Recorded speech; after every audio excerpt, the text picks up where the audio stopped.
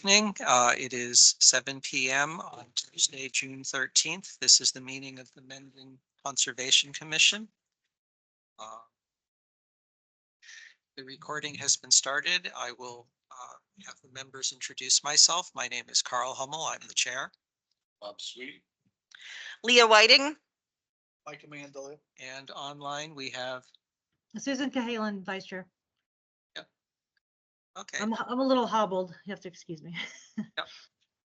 One of the things that I want to keep track of is for the members who were unable to attend the meeting last week. Did you review the video and the meeting notes, the material?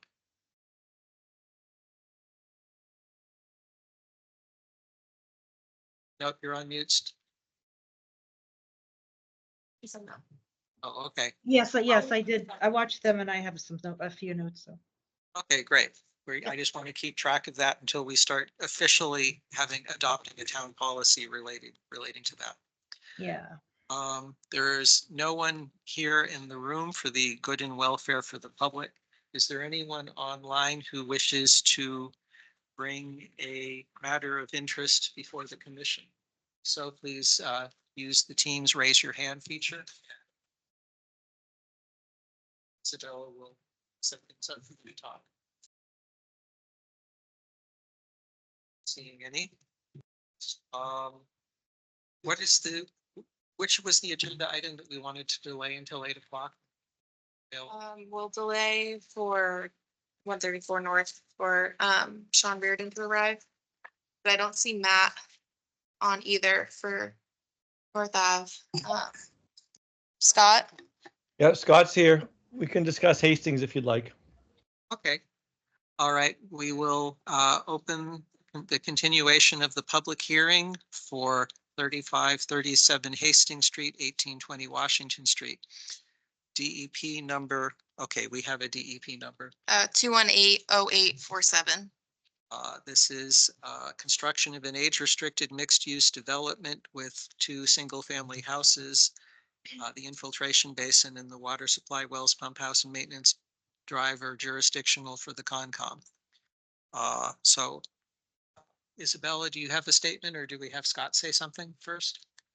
Yeah, I don't think I have anything to add. Tom and Isabella have been talking, and I believe all the matters are wrapped up on this. We've had a public hearings now for many months as we've gone through thorough review, and I believe, unless the commission believes otherwise, that this matter is probably queued up to wrap up this evening and go to a vote. Okay. I did a review of the proposed order of conditions as amended by you and Isabella. I looked at it earlier today, so I am comfortable with the items in it. Are you comfortable with them as well? Yes. Okay. I see Attorney Brodsky is on the Zoom call. Does he have any input as to the order of conditions or questions about the proposed draft? Chair Hummel, good evening. It's Adam Brodsky, and no, I have nothing to add on this matter. But I did want to let you know that Mr. Reardon is en route with an estimated time of arrival of 7:45. Yep. Okay, we'll defer action on the items he's involved with until then. Thank We you, sir. have another Concom member, if you introduce yourself. Great. Okay, so Isabella, could you bring up the order of condition, the draft order of conditions? Hastings Street.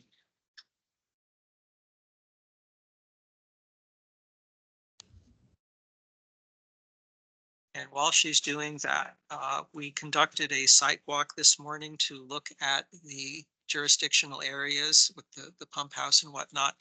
I had no questions or follow-up comments based on that. I was okay with that. Did you showed up just as I was leaving? I was late, so I wasn't really privy to it well enough to have an opinion. Okay, and Tim was there as well. He didn't have any issues. So, Mr. Chair, point of order, is this 3537 Hastings? yes, I should be not. you're in the audience. Okay, great. Have the chair note. Yep. Yep, we'll be playing revolving audience members tonight. Okay, Isabella, any issues resulting from the site walk this morning? No, I think seeing the site walk and confirming the BLSF boundary follow or using the zone A of the FEMA flood map was allowed or acceptable, and confirming that on site.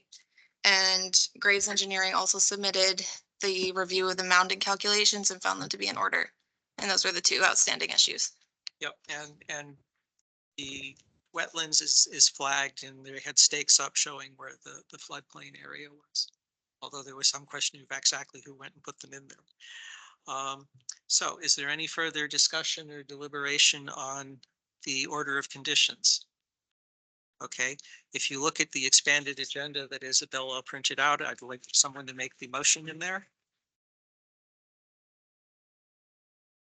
I make a motion to close the public hearing for 3537 Hastings Street, DEP number 218-0847, and issue the order of conditions with the special conditions as drafted by the Conservation Commission agent, Action. That was not. Revenge of the Spell Checker. And I, Okay, is there a second? Oh, hold on. Let me get a second first. So is there a second? I'll second. Thank you. Okay, you had a question? Well, yes, do I have an opportunity to respond? I'm sorry I wasn't at the last meeting, I was away. Okay, And since then, new to me is the mounding. okay. The status of the mounding report is we had a question about the mounding calculations. We requested that Graves Engineering do a special targeted review of the calculations since they had done that for the planning board. We got the response from the person at Graves, and my summary of the response is that the calculations that were generated by the applicant were acceptable. Is that a fair statement? So the mounding calculations were reviewed and found acceptable by the peer reviewer that was paid for by the Concom. Thank you very much, Mr. Chair. However, I have some severe questions about mounding and soil evaluation and storm management. Because I just today got the actual logs from the Board of Health, and just in my mind, there's confusion. My main concern is the settling pond. I have a hard time believing that's going to be big enough to do its job. I understand the engineers have said, so I guess my question is, and he's not here, as the question would be, if I look at the one page, which anybody, and I got the 8-page from Westboro. If you want an understanding about a mounding analysis, this is written for Concom's to review. It's not to create, but to make sure that everything's in there. So the major question I have on them, they make certain assumptions, input values, right? They have to. Who's making certain assumptions? Whoever uses this model. Okay, You've got to come up with recharge rates, got to come up with a specific yield, horizontal hydraulic conductivity, the size of the basin, duration of infiltration period, and the initial thickness of the saturated zone. But that's data that someone has to input, which I can only think comes from the soil levels. And someone who knows more about it stuff is in this. But when I've compared Westboro, the easiest thing for me to look at was the specific yields. So they go, regardless of the model, this is Westboro, the guy who was quoted on, this is how it was used. Regardless of the model, the inputs have to include the following at a minimum: recharge rate or yield, specific or infiltration rate, the specific yield, horizontal hydraulic conductivity, percentage of bubble. Okay, so for each detention basin where a mounding analysis is to be performed, obtain the required storage volume and bottom area value for the basin. So you've got to figure out what's the size of your basin. And this says half of the length of the basin is 45 feet long. So if half the length is 40, is it 90 feet long? And this says half the width of the basin is 60 feet. So that suggests that the basin is 120 by 90 feet. 90 by 120. 20 by. Right, but that's, do we have a plan? Because if that comes close to it, I will not question that further. But the major question is the specific yield, which they chose to be 3.25, which is the same as what you would use for sand and gravel. Now, that's not sand and gravel. For loam, it would be 0.10, because water goes through sand fast, real fast. Doesn't go through silty loam as fast, and doesn't go through loam. So they used the assumption that it was 0.25, which is the same as sand and gravel. So also, what I couldn't find is on, I guess, the stormwater plan is the locations of all the logs. And I can't find observation log B. The only one that comes close is 3, but that is not what I think where the detention basin is. That would be the closest one on these is 3. The detention basin is in here. So they did these, I guess, in expectation of Board of Health and, perk rates. And they did 2 rounds, right? They did 1 round in 2020. And then I think Joyce and Board of Health asked them to do it again because she wasn't comfortable with the soil logs. So we have 2 sets of maps, differing numbers, but once again, nothing in the statistics. So this is where it gets caught in between who's responsible for stormwater. Is it the planning board? Is it the Board of Health? Who is responsible for soil logs? Okay, I can speak. Let me interrupt. a Matt little has his hand raised as well. Yeah, okay. I attended the Board of Health meeting last night and they discussed this particular site. Joyce met with Mr. Reardon this morning, and the expectation is that they will be discussing mounding stuff. And that will be, the Board of Health will be having their meeting in 2 weeks. Could you bring up the letter that we got from our peer reviewer? I want to be able to show Peter the text, because my opinion is that I have to rely, since I have no idea what mounding is, I have to rely on the peer reviewer. And we all. Yes. So it's up to me to go through and find out where the assumptions were made that the peer reviewer didn't pick up on. So Okay, well, that's the conundrum. So I have questions. I'm sorry I didn't bring them up sooner. I know Okay. this is the 4th hearing, but I missed the last one. And I've always asked questions about this settlement basin. Yep. So if you can take a look at the response and see, He has it. oh, you already seen And that? what's his specific word? It looks okay. Is what it's, right? So. And it's dangerous, challenging. Engineers don't like to challenge other engineers' work. And Okay, it takes time to go through the assumptions and about a month. okay, so wait and see, Matt wanted to say something, if you could give a response. Yeah, thank you. I just thought I'd help clarify a couple of the items that Peter had brought up. There was soil testing done in 2021 within the footprint of the infiltration basin, and then some secondary testing done at the request of the Board of Health to confirm soil information across the site, specifically in the area of the septic systems. As it relates to the groundwater mounding analysis, there are very few assumptions involved in that analysis. The specific yield is based on the soil type, which we know. The footprint of the basin is based on the footprint of our design. The volume that needs to be counted for the mounding analysis is based on the stormwater calculations that we've provided. And the recharge rate is based on the soil information. So those are all known pieces of information that are input into the model by me as a professional engineer and reviewed by Graves Engineering as a professional engineer who has specific experience in groundwater mounding analysis. So to imply we're just making things up, to me feels inappropriate. As it relates to the stormwater system, that's been reviewed by Graves Engineering as well. So to bring these items up again after we've brought them to closure, I want to answer any outstanding questions.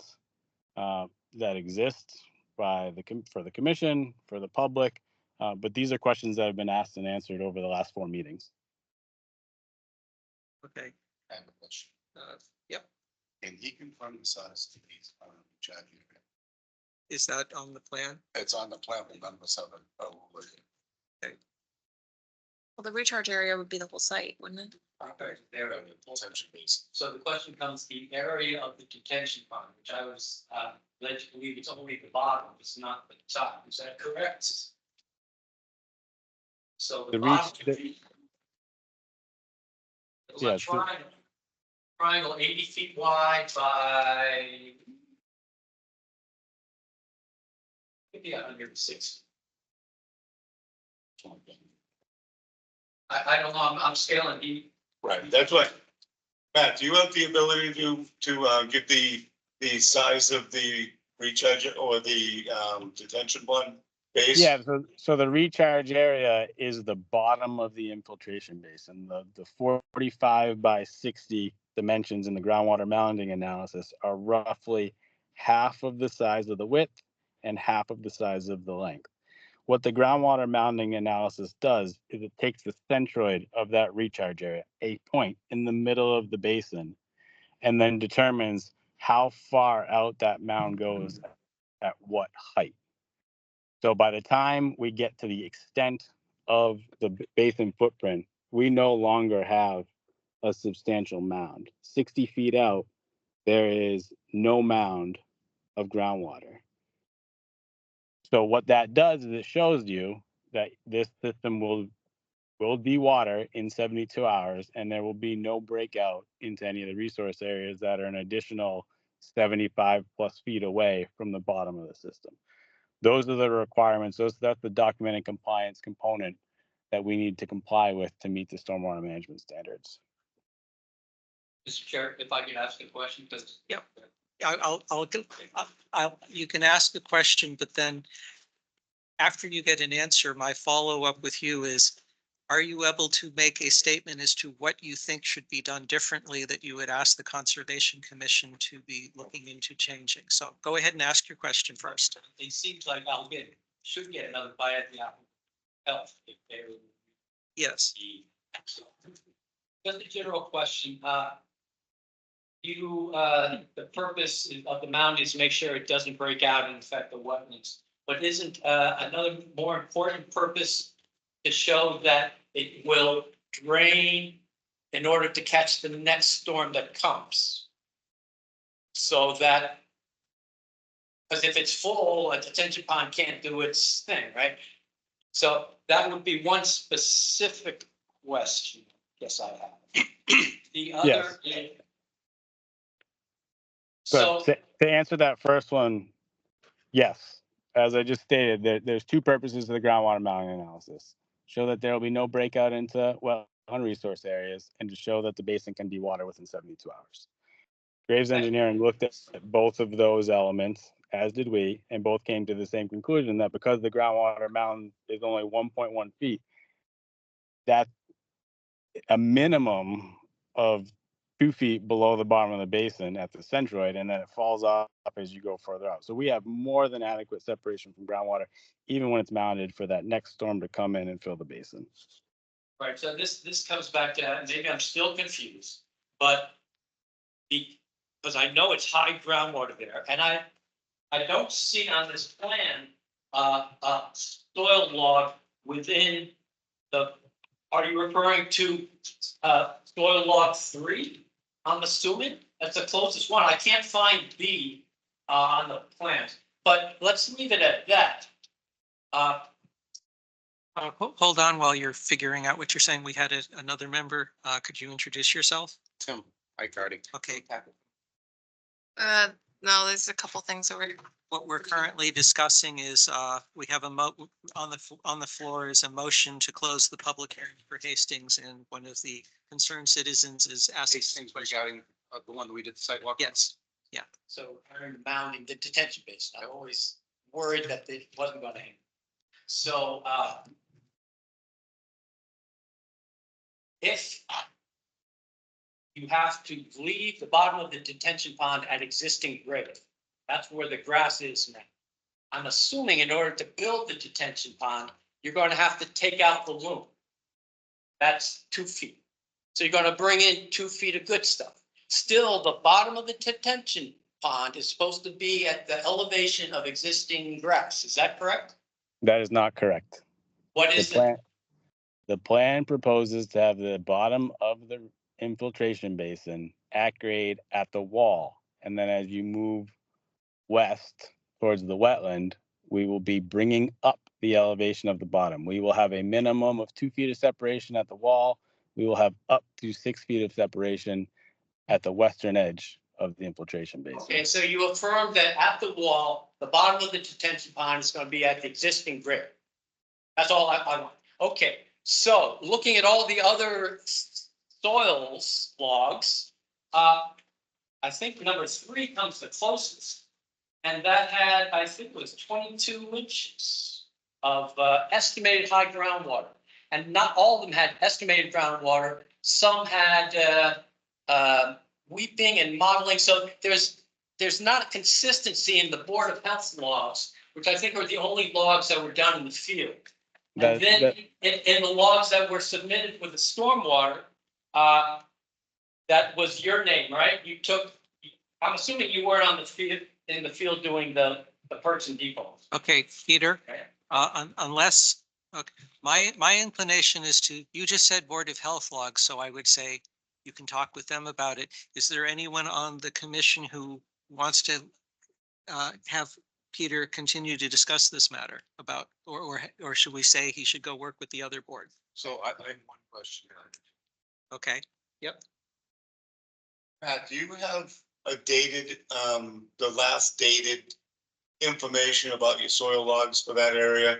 That's what Peter's looking for, is what's the last recorded dated soil log information? With the match. Yeah, in the stormwater management report, and we talked about this a few meetings ago with Peter, there is a map that shows all of the test pit locations, 2 of which are in the footprint of the infiltration basin as required in the stormwater handbook. So we've performed testing within the footprint of the basin for the purpose of that design. Separately, we performed perk tests and deep holes in support of the design of the septic system that the Board of Health will ultimately have to review, which will have a separate groundwater mounting analysis for a septic system. Different analysis, different improving agency. So there are 3 sets of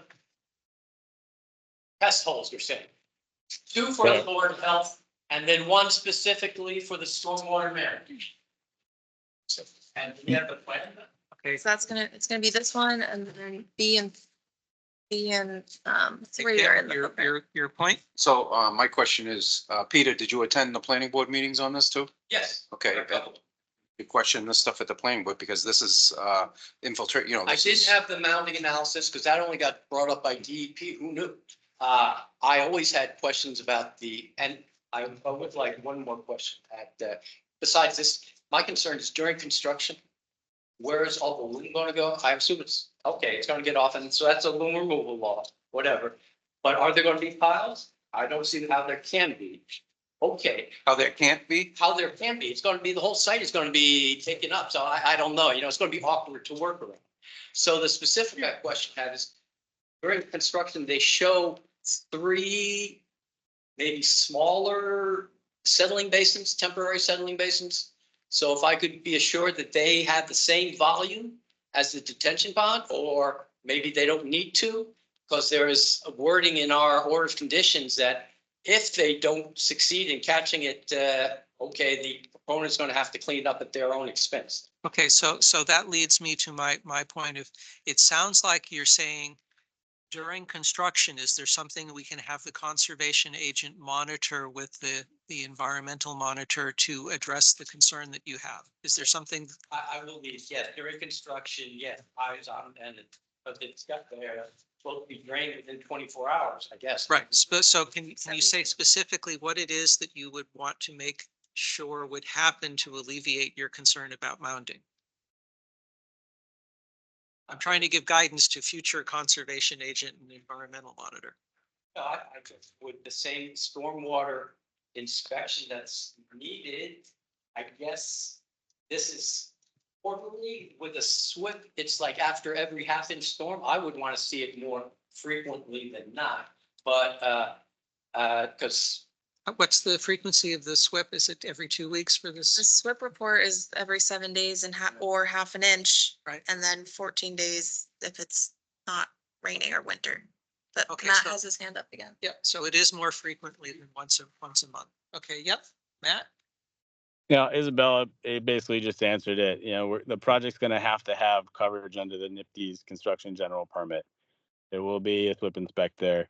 We have very specific permit requirements we're going to have to follow, both for the sizing of the sediment traps, all the erosion and sedimentation controls that will be implemented during construction, the inspections, so on and so forth. So there are very prescriptive guidelines and requirements that the project's going to need to follow during construction.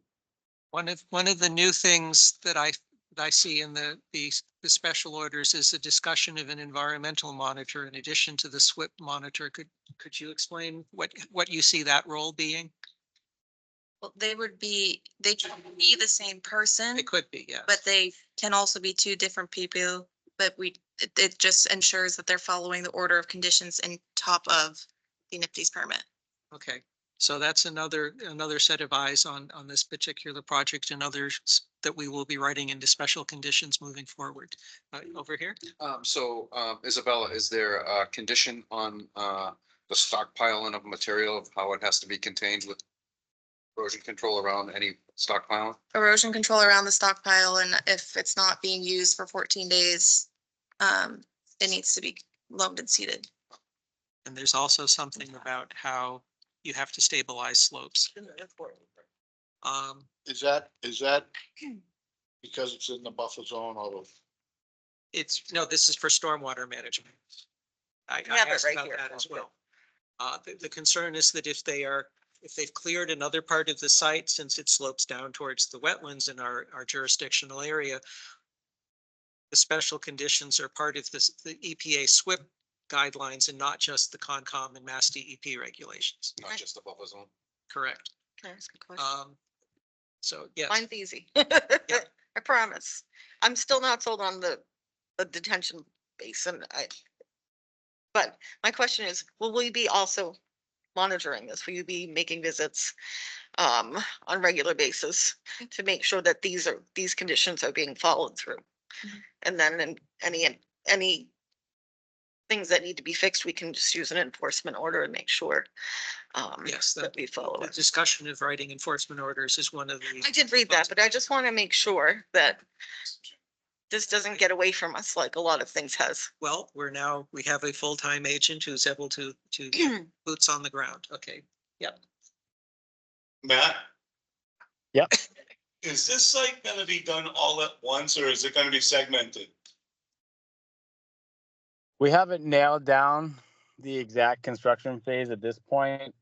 It's anticipated that the commercial component will come first, and then on the tail end of that, or potentially even concurrently with that, the residential units will start to be built.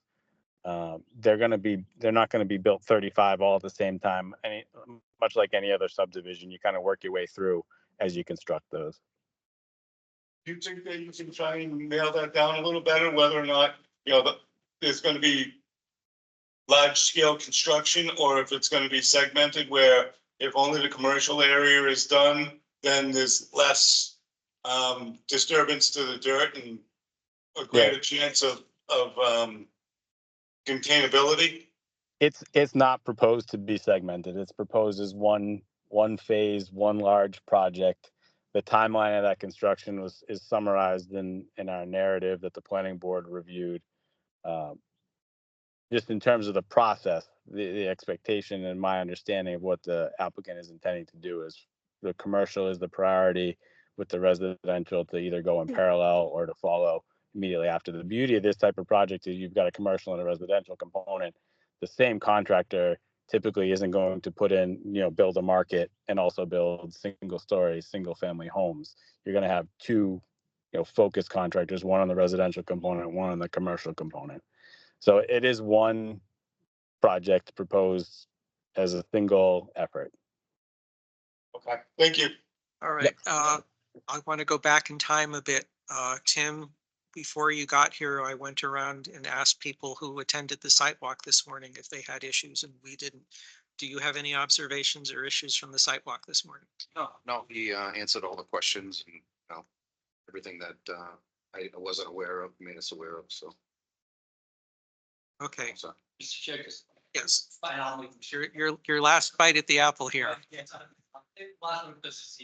But standard eight of the checklist for stormwater report, construction period, pollution prevention and erosion sedimentation control.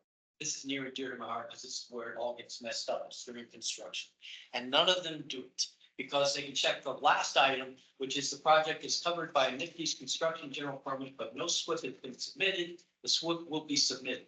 However, on other sites, if we so determine the project is highly complex and information is included in the stormwater report that explains why it is not possible to submit the construction period, pollution prevention and erosion sedimentation control application plan with the application. A construction period, pollution prevention and erosion sediment control has not been included in the stormwater report, but will be submitted before land disturbance happens. So I'm thinking of other sites, which are even more complex than this. At least this is pretty flat and open, but this is so tight. And so it's 18 acres and I believe you're disturbing what, closer to 10 acres? It's a very tight site. So is it complex? To me, the density of all those houses, we have not experienced that in town before. So I'll leave that as a comment. Just my last request to better understand, am I right that the limit of disturbance with existing trees should be protected up to the tree line? We discussed that on the site walk this morning. The expectation is that the stone wall will be removed and those trees which are very close to the stone wall, but they did not expect to need to, and also they will be clearing trees only as needed in order to construct the gravel access path to the well house. Well, I guess I will end on the selfish. I'm worried about the trees that abut us and them. They're big old things and they lean out. about where? About where? At 31 Hastings Street on the other end, the high side.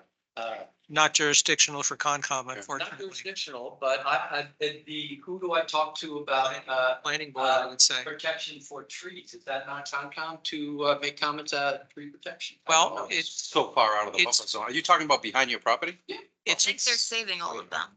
Well, yes, well, my question is, around trees, usually there's a standard, you gotta put up tree protection, right? So that big machines don't impact the roots, and the roots go out as far as the drip edge. So in No, they go these farther than that. circumstances, they put up snow fences right at to protect the root system of those big old mature trees that we don't want to damage. well, that's not jurisdictional for us. I don't know if you can bring that up with the planning board or not. If I may, I maybe I'll help ease those concerns. I know it's outside jurisdiction. But in terms of the proposed development and the limits of that work, the rear of 31 Hastings, there's no proposed work there except for the addition of landscape plantings along the perimeter. And from a general perspective, areas of trees on or adjacent to the project site that are intended to remain will have some level of tree protection. That is a standard expectation as part of the construction. I've been through more than a number of projects over the years and understand how important it is to help contractors, specifically the tree removal guys, understand where they should and shouldn't be going. Okay, thank you. I'll ask the board, is there any further questions or deliberation before we call a vote? Okay, the motion on the table is to close public hearing for 3537 Hastings Street, DEP 218-0847, and issue the order of conditions with special conditions as drafted by the conservation agent. It's been moved and seconded. I'll now call the roll since we have an online person. Susan? I'll second. No, it's been seconded. I'm voting now. Roll call. No, I couldn't hear. The sound is terrible. Okay, so Sorry. are you, I'm doing a roll call vote on the motion. Are you voting for or against or abstaining? I'll go, yes. Okay, Bob, I looked at the documents. I abstain. Leah abstains. Like Mandalia, aye. Okay, the motion passes. Uh, because the abstentions don't count as a no vote. Okay, the abstention means you're voting. I'm not along with sold on the majority. retention pond. Yeah. That's my sticking. Okay, Not sold on the retention pond. okay, so Sticking point. this means that the public hearing is now closed. There's a signature sheet that everyone should sign, except for Peter. And Peter, you can come on back and join the grown-ups. So congratulations on getting this long and involved project approval process completed. Thank you very much, Mr. Chairman, and the rest of the board. It's been a pleasure. Yeah, much appreciated, and thank you for the time this morning and all the time you guys have dedicated to this project.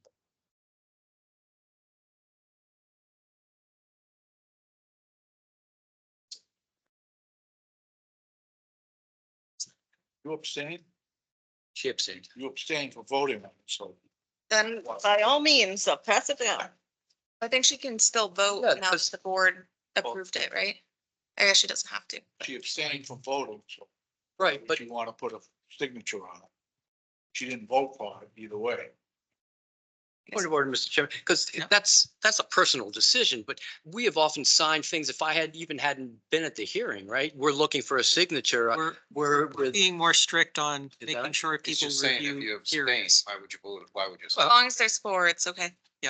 And it's Leah's discretion as to whether she signs or not.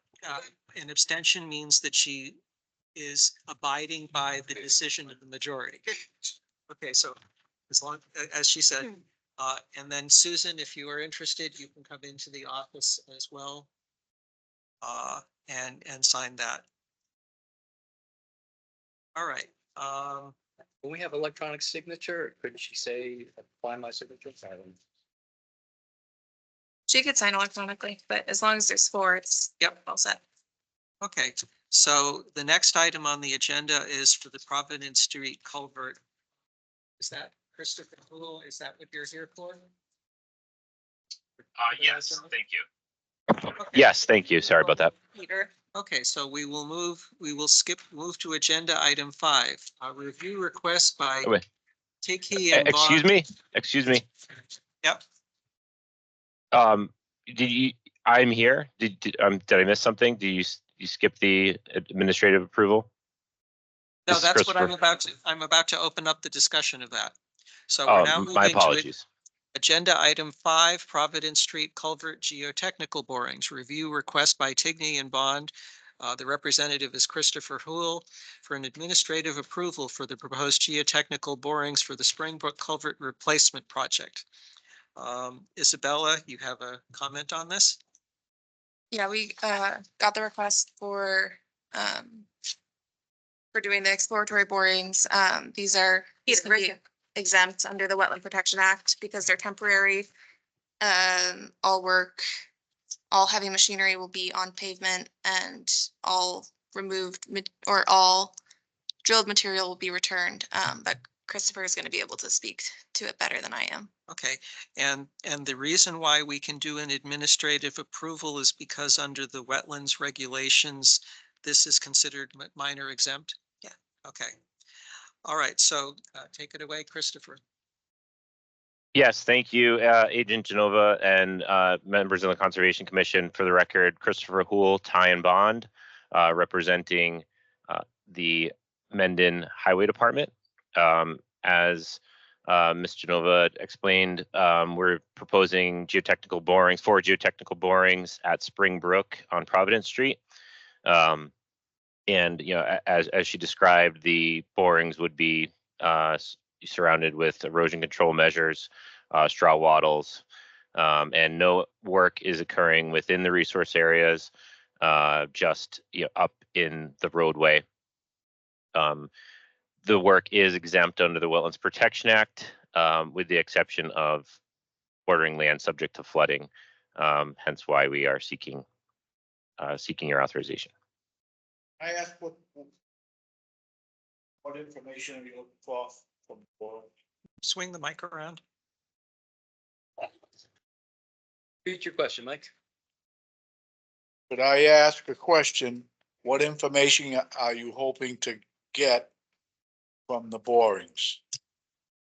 What information are the borings supposed to be supplying you? Yeah, thank you for that question. So the project, the proposed project is to replace there's actually two culverts under Providence Street at Springbrook. And many of you may be aware that those culverts have overtopped or have failed and overtopped the roadway several times this winter. So the Mendon Highway Department is looking to replace those culverts with a single span structure, which will be evaluated under this study that this geotechnical boring work will inform.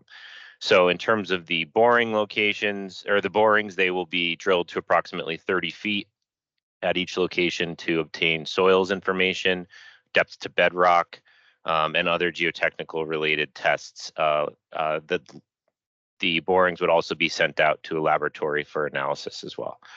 So all that information will be used to advance the project through the design phase, as well as the fundraising phase. So what you're doing is you're testing the soil for the structural soundness of what's underneath there. Yeah, Correct. observing and testing, correct. Yeah, so when you build a culvert or a bridge, you need to understand the strengths of the soils in order to support that structure. And that's what this information is intended to yield. And I should add, it is also required for a structure of this size. You're required to submit the drawings and seek permit approvals through the Massachusetts Department of Transportation. So this information is being collected in advance of future work. We'll receive a copy of the boring report. At the end of the study, yes, we'll provide that to the town, and Mr. Dudley at the Mendon Highway Department can distribute that as he pleases. Any further questions?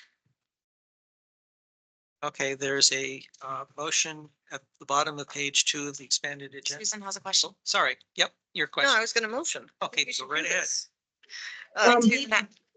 has a question. So Yep. I had a quick question.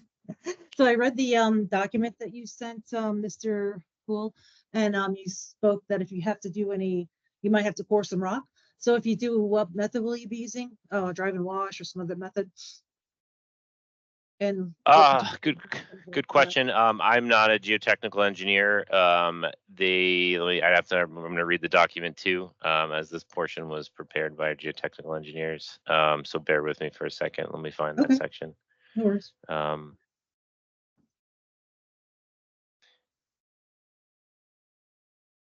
Yeah, so it just speaks to them coring the rock. So the specific methods that they use, I can't really speak to at this time. I can look into it and come back a little bit later in the hearing if you need be. But the methods will be similar. There's a approximately 4-inch bore that will be used for to go the full depth. So they won't be changing methods or anything midstream. They'll essentially just keep coring. It just takes longer time to core into the rock. So yeah, in terms of the specific methods, though, I can't speak to that.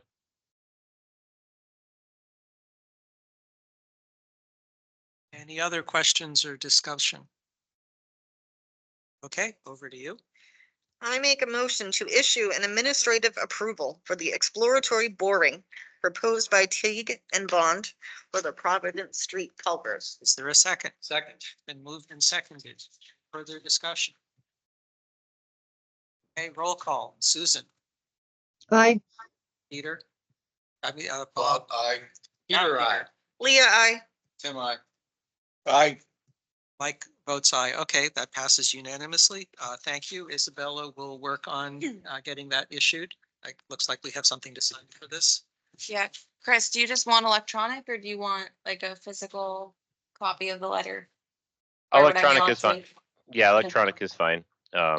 And just for the record, our borings are proposed to occur on the 19th and 20th of next week. So thank you very much, and I appreciate everyone's time. Thank you, Chris. Have a good day. Good day. Bye.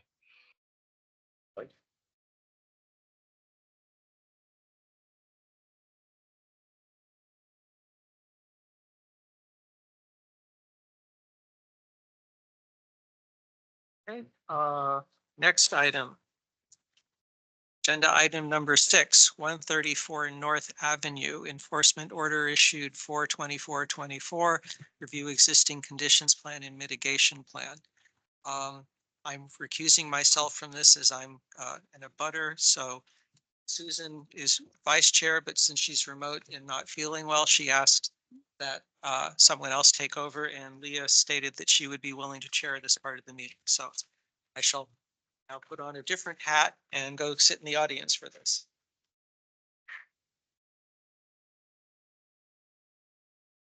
Pulling up the plans.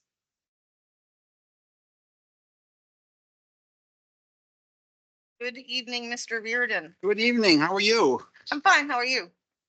Full house tonight. I only made 7 copies, so I think there's enough.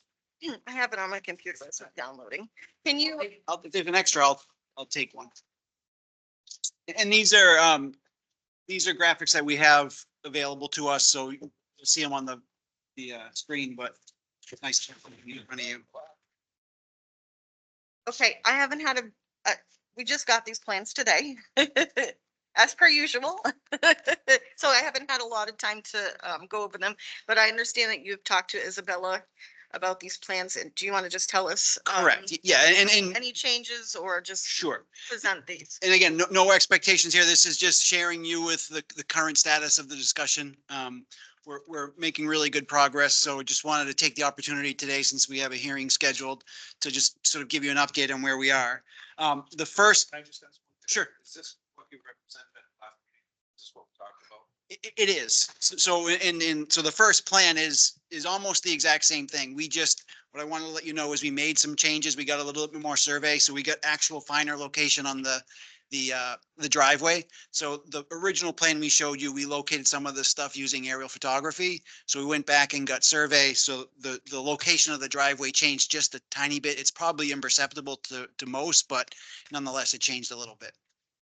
So just to sort of remind folks where we were a few weeks back, we presented an existing conditions plan and worked with Isabella to justify what was the presumed or the expected original wetland line, which was the red line shown on the plan. We used that to springboard into another discussion about, okay, what do we want to forecast for mitigation? So we had about 4,600 square feet of wetland fill that we talked last time with you folks, and we set at least a target of a 1.5 to 1 ratio. We checked not Title 5, the Wetlands Protection Act. They require a minimum of 1 to 1, but we felt 1.5 to 1 was a good target. That's where we came to our first plan, which is a demolition plan, recognizing that a lot of the pavement that we had was within the 25-foot no disturb zone. We thought it was appropriate to mitigate that. So basically try to eliminate any pavement within that 25-foot no build zone. So what we're proposing to do is the paved areas that you see in red are going to be saw cut and removed, including the concrete pad and a good portion of the driveway that's currently there. That brings us to the next page, which was what we've worked with Isabella on as far as a mitigation plan. Now, keep in mind, this is a little bit closer view, so we're a little bit more zoomed in and we shifted the orientation. So we're looking, the bottom of the sheet is where the house is. The top of the sheet is where the pond is. Some of the sort of keys to take a look at is what you'll see a relocated access drive. So that's basically the drive that we pulled out of the 25-foot no disturb zone and moved it away. And what we're proposing to do is that area that's between the drive and the fence line, which is pretty much sort of just inside the wetland edge. We're gonna populate that with some mature plantings, some shrubs, some trees, and a wildflower mix. So we have no lawn between the relocated driveway, which is relocated outside the 25-foot no disturb, and then have a wildflower mix that comprises the area. And you'll So- let us know what the wildflower mix is. It's the New England wildflower mix from, Conservation. yeah, yep. And, included in that is we've got a couple nice, good sized red maples that were probably gonna be 3.5-inch caliper trees. Specifically what red maples, because there are some that we don't plant here. Well, we can work with you on that. Okay. And right now we're trying to sort of get our hands around the bulk of the discussion. And then knowing that, actually Isabella mentioned that you'll want to have some input there, and absolutely. We worked with Goddard Consulting to come up with the wetlands planting. We ourselves came up with the planting in the upland, which is sort of more like part of the landscape, whereas the wetlands planting is more sort of attuned with the replication effort. So a couple of things that we've got in here is a couple large maples, and then some high bush blueberry to sort of fill out the berry bearing stuff. Few viburnum, a few inkberry for some wintertime leaves. But the important thing you'll see the mitigation area. So on the top right of your sheet, that whole area, which is currently upland, which is where the existing concrete pad is, we're proposing to excavate that, and we're proposing to excavate down just below the elevation of the existing edge of the wetland, recognizing that, it's probably a little bit drier at the existing wetland edge. So we're going slightly below that to make sure we get into those hydric soils. We've taken a 2-to-1 slope. So we show the slope that we need to get down to that elevation. And then the corresponding area that we end up with is about 6,300 square feet of new BVW. That's about a 1.4-to-1 ratio, so pretty close to the 1.5. We might have gotten there, but what we tried to do is there's an existing tree within that upland area just outside the fence line. We skirted our regrading around that to save that tree. And then we do have a proposed fence along that wetland edge, because the original fence was there really to protect the water's edge from the grandkids. So we want to, given that we're going to have a 2-to-1 slope down to the wetland, we want to maintain that same sort of perimeter control. But it would be a 4-foot chain link fence, vinyl coated, certainly with the openings big enough to pass most wildlife.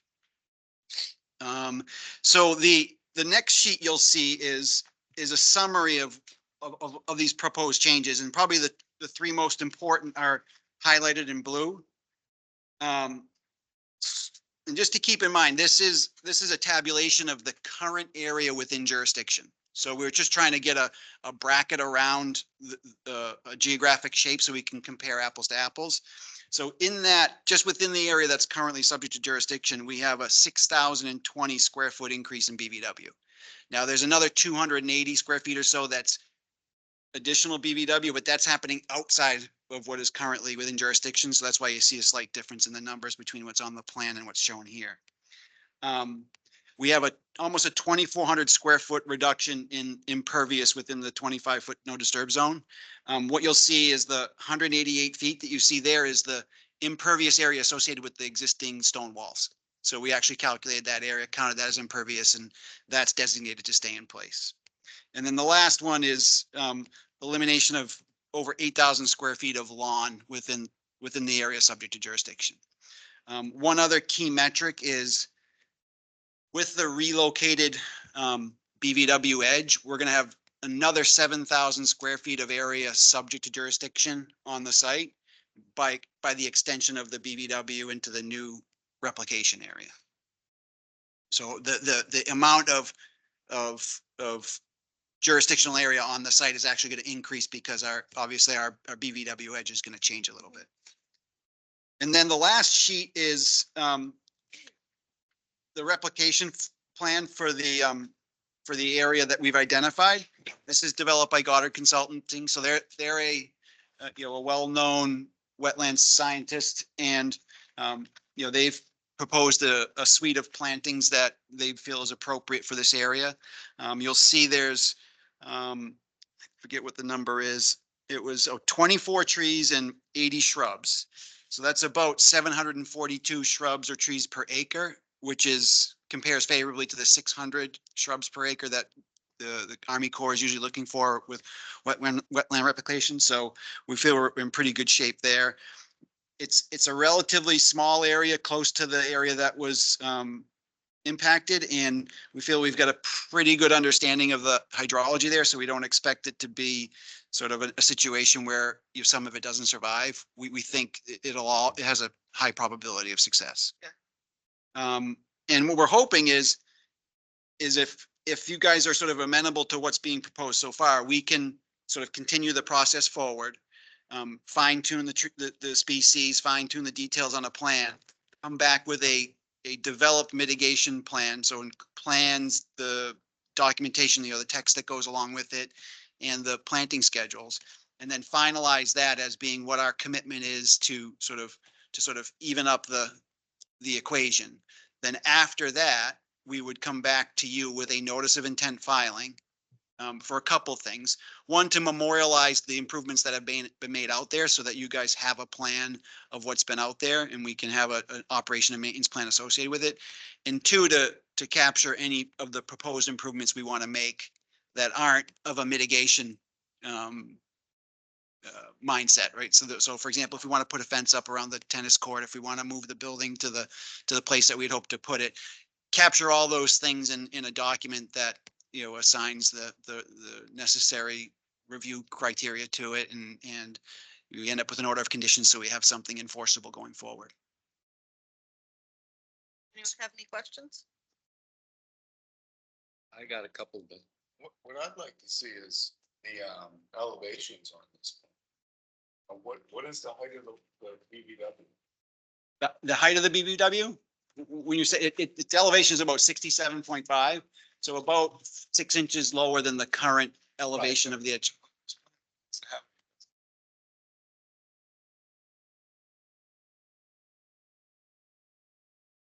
Yeah, then our hope is that will be in the plan that we come in front of you with later with all the detail.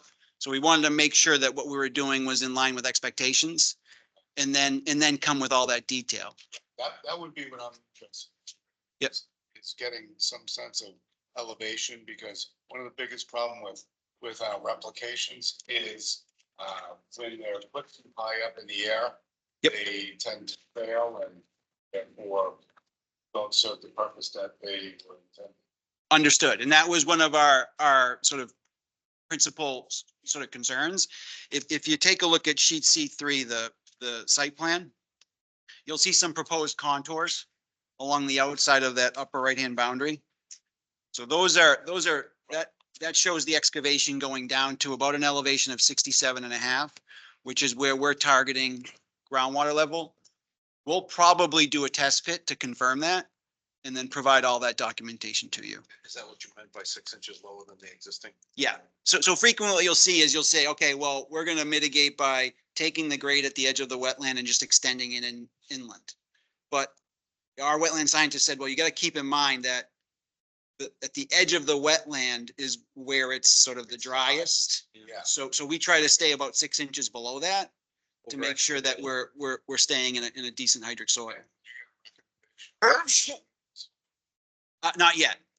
But right now we're trying to deal with, okay, scope and scale. And if you guys are sort of in line with what Isabel and I have discussed and shown on the plan, we'll start taking it to that next level and provide that detail. Now, is the tennis court in? The pavement for the tennis court is in, but none of the other improvements, and the lights are in. None of the other improvements, no fence or no striping or anything like that. The only reason why I ask is it looks like the new edge of border and wetlands is fairly close to the tennis court. Probably about to 25 feet. So we tried to stay just outside the 25-foot no disturb zone. There might be a hair in the new edge of 25 foot. So the 25 foot in that area is going to extend out because we're adding all that BBW in that area. But we're trying to keep that 25 foot no disturb zone as free of any sort of permanent improvements as possible. Could you take it to the cover page? I have no problem with your replication and that going forward, that looks good. I guess I want to take a step back and look at the bigger picture first, because I've looked at this site a couple times. Go out a little bit, because I'm concerned about this corner.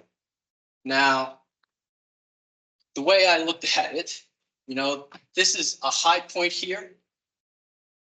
This is the lake here, the pond here.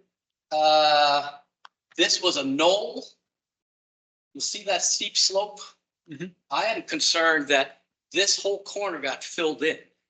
That the drainage that sat on the road and caused problems might have come down around here and followed here until somebody put an area drain. Where does the area drain? Oh, what's this riprap apron for? The riprap apron is for the drainage that comes off the site, but to your point, Comes off Peter, the site, so does it come from this area drain? no, there's a new drain that, and this was talked about last time. You weren't at the meeting. Last Thursday, I looked at the, well, continue. Yeah, so what happened is at the point, for a long time, that area was a low spot and it used to be drainage that went across the property to get to the. Wetland plants might have grown in there, perhaps? Who knows? We don't know. We don't know, right? Before your owner bought it, right? Right. But we have aerial photography going way back that show that area being worked continuously over the last 30 years. 30 years, well, I thought very long.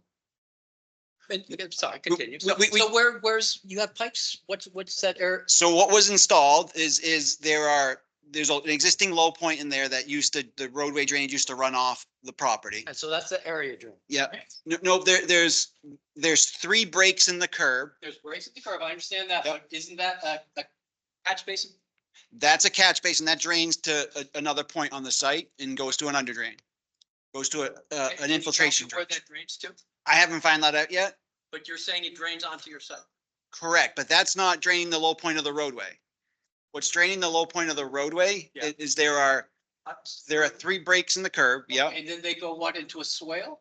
Nope, they go towards the wall. The wall has 4-inch penetrations in it Okay. that go to an infiltration trench. So behind the wall, there's an infiltration trench. Correct. And where does that infiltration? trench That go? runs, Along the wall? yes. And then where? Does it And go then along the wall, yes. So if I had wanted to fill that, I would have put a trench and flattened this and made this corner very usable. And this barn might have been built within 50 feet of a wetland tongue that came up there. I don't know, having not gone on the site, it's kind of hard to. Yeah, that's another question. We should schedule a site visit. Yeah, absolutely. And so this is something that we explored last time at the hearing, and Isabel and I talked quite a bit about trying to figure out how best to determine what the starting point for our impact was. Okay, well, can we start off with a base plan that shows all the pipes and the drains that you're aware of? And maybe, so you're telling me there's a drain pipe along the wall? Yes. And that catch basin is just a big catch basin? But it has an outlet up that goes into that. I have to figure out where that goes because I don't have any outlet connected to that. Right, The only got to thing, look in and figure it, yeah, okay. but the issue at hand right now is sort of establishing a metric to work with in terms of The issue, evaluating. is that apron there? That stone apron where the pipe discharges to now, is that currently there? No, that's not where the under drain discharges to. The under drain has an outlet right on the end of the existing stone wall. It's a 4-inch outlet that has no evidence of flow in it. So where would that outlet be here? Nope, all the way up right there. Yeah, just on the outside of the wall. Oh. Keep going up past the wall. Yep, there's a 4-inch pipe end there, which How far is that 4-inch pipe outlet from the wet? probably about 6 or 7 feet. Well, could you put that on the map at least? Sure. Yep. And there's no evidence of flow coming from it. So our expectation is that all that water, I mean, that's a very long infiltration trench. Yeah, it's all been filled in, yeah, and now the road is graded, yep, you've solved the problems. Drainage problems. Anyone else have any other questions? I think this is a good start. Oh, wait, audience member. Please introduce yourself. Carl Hummel, 15 Misco Road, definitely not the Conservation Commission Chair for this part of the meeting. A response to Peter and then 4 questions. So in my experience living on Misco Road for the past 8-10 years and walking up and down, the part that you are talking about, I saw no evidence of it being wetlands. There was no wetlands vegetation. It was, it had a building on it previous with the previous owners or other temporary structures. I believe they had a hen house there. And so at least going back for 8-10 years, there was no evidence that there was wetlands. So it may have been before I moved in and before they put in the 2 subdivisions. So my four questions. A quick one first.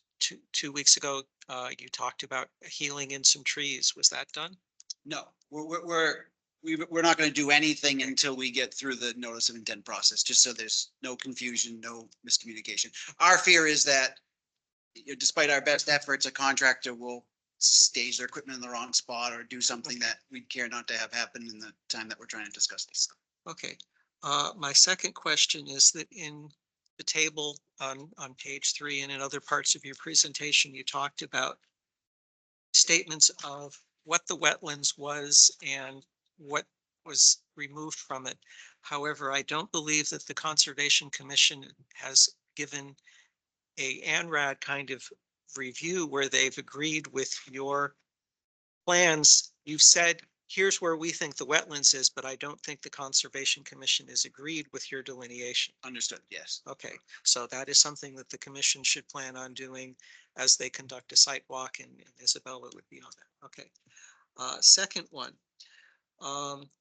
the proposed remediation area is very close to the ball field for the Misco Hill School on 148 North Ave, and the property owned by the abutter at 11 Misco Road.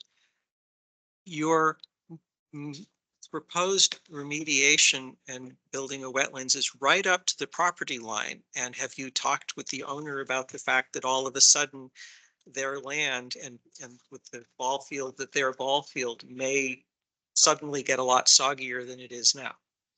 I wouldn't expect any of the runoff changes, anything to result in any change in condition at the school property. We're starting at our property line and grading down, so everything on the existing school property will stay the same. Okay. We do have a fence that runs the full length of the property line, so in terms of any concern about safety of the kids playing there. Yeah. One thing that will happen is it will extend the jurisdictional area Yes. onto their property that doesn't exist. Yes. We talked about this last time where once we get a little further in the process, we're going to reach out to the folks, at the school department, the facilities people, and just make sure we vet our thoughts through them. But Yeah. we thought this board was the first stop in Right. in that process. I don't believe the homeowners at 11 Misco will be terribly concerned because it's way on the other side of the lake. If you can see, they've got a little tiny parcel, and I don't know if they've ever gone over there. Once a year, I go and look at my portion Right. over by the school. Yeah. But they should be, as part of the public hearing, they Agreed. might have an opportunity to speak.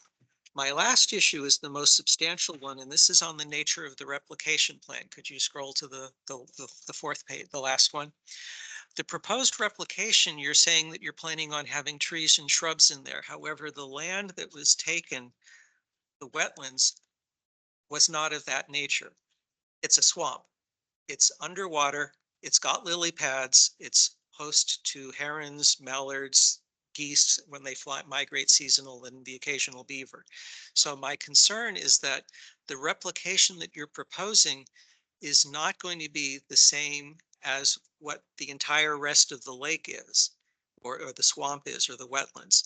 You will be able to observe this during the site walk, but as you're going out, it is the area is not like we saw today at the site walk at Hastings, where it's, you can walk on dirt and then there are ferns and white pines. A wooded swamps. No, this is actually water, and Open it's meadow. been that way ever since they put in the school back in the 50s. It's been completely submerged.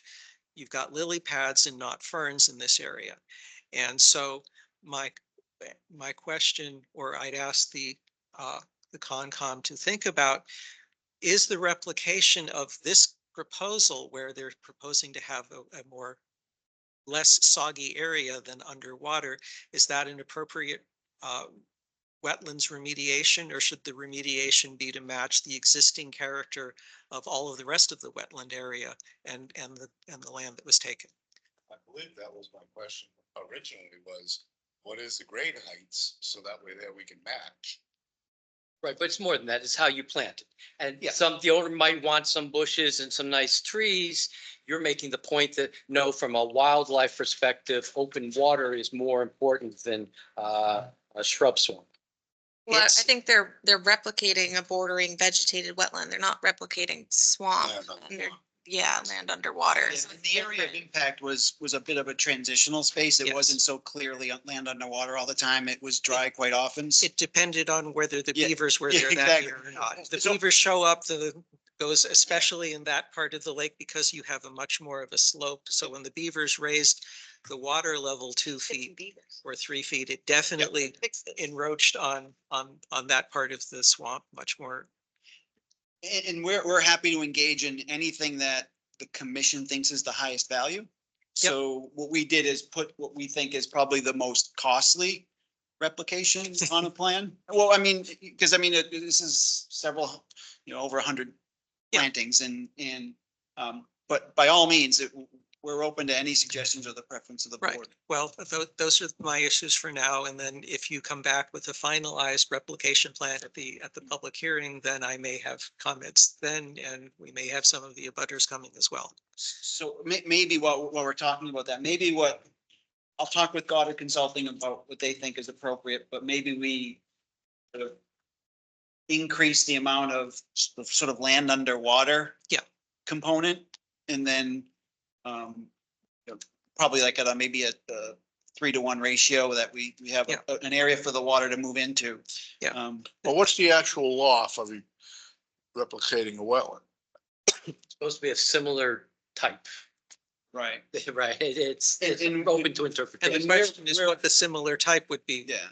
The part that was taken and is now shown on the plan, was that underwater all the time, or only when beavers were around? What does or the aerial photography show for Yeah, that area? without question that it's subject to periodic inundation. Yes, So I think we're still providing that. In other words, the whole volume above it is excavated and where we have a fairly well-defined edge. So it's going to be able to flood to any level safely. I think it's a question of how we assign that mitigation. We are treating it as if it was a BVW impact. So we're replicating BVW.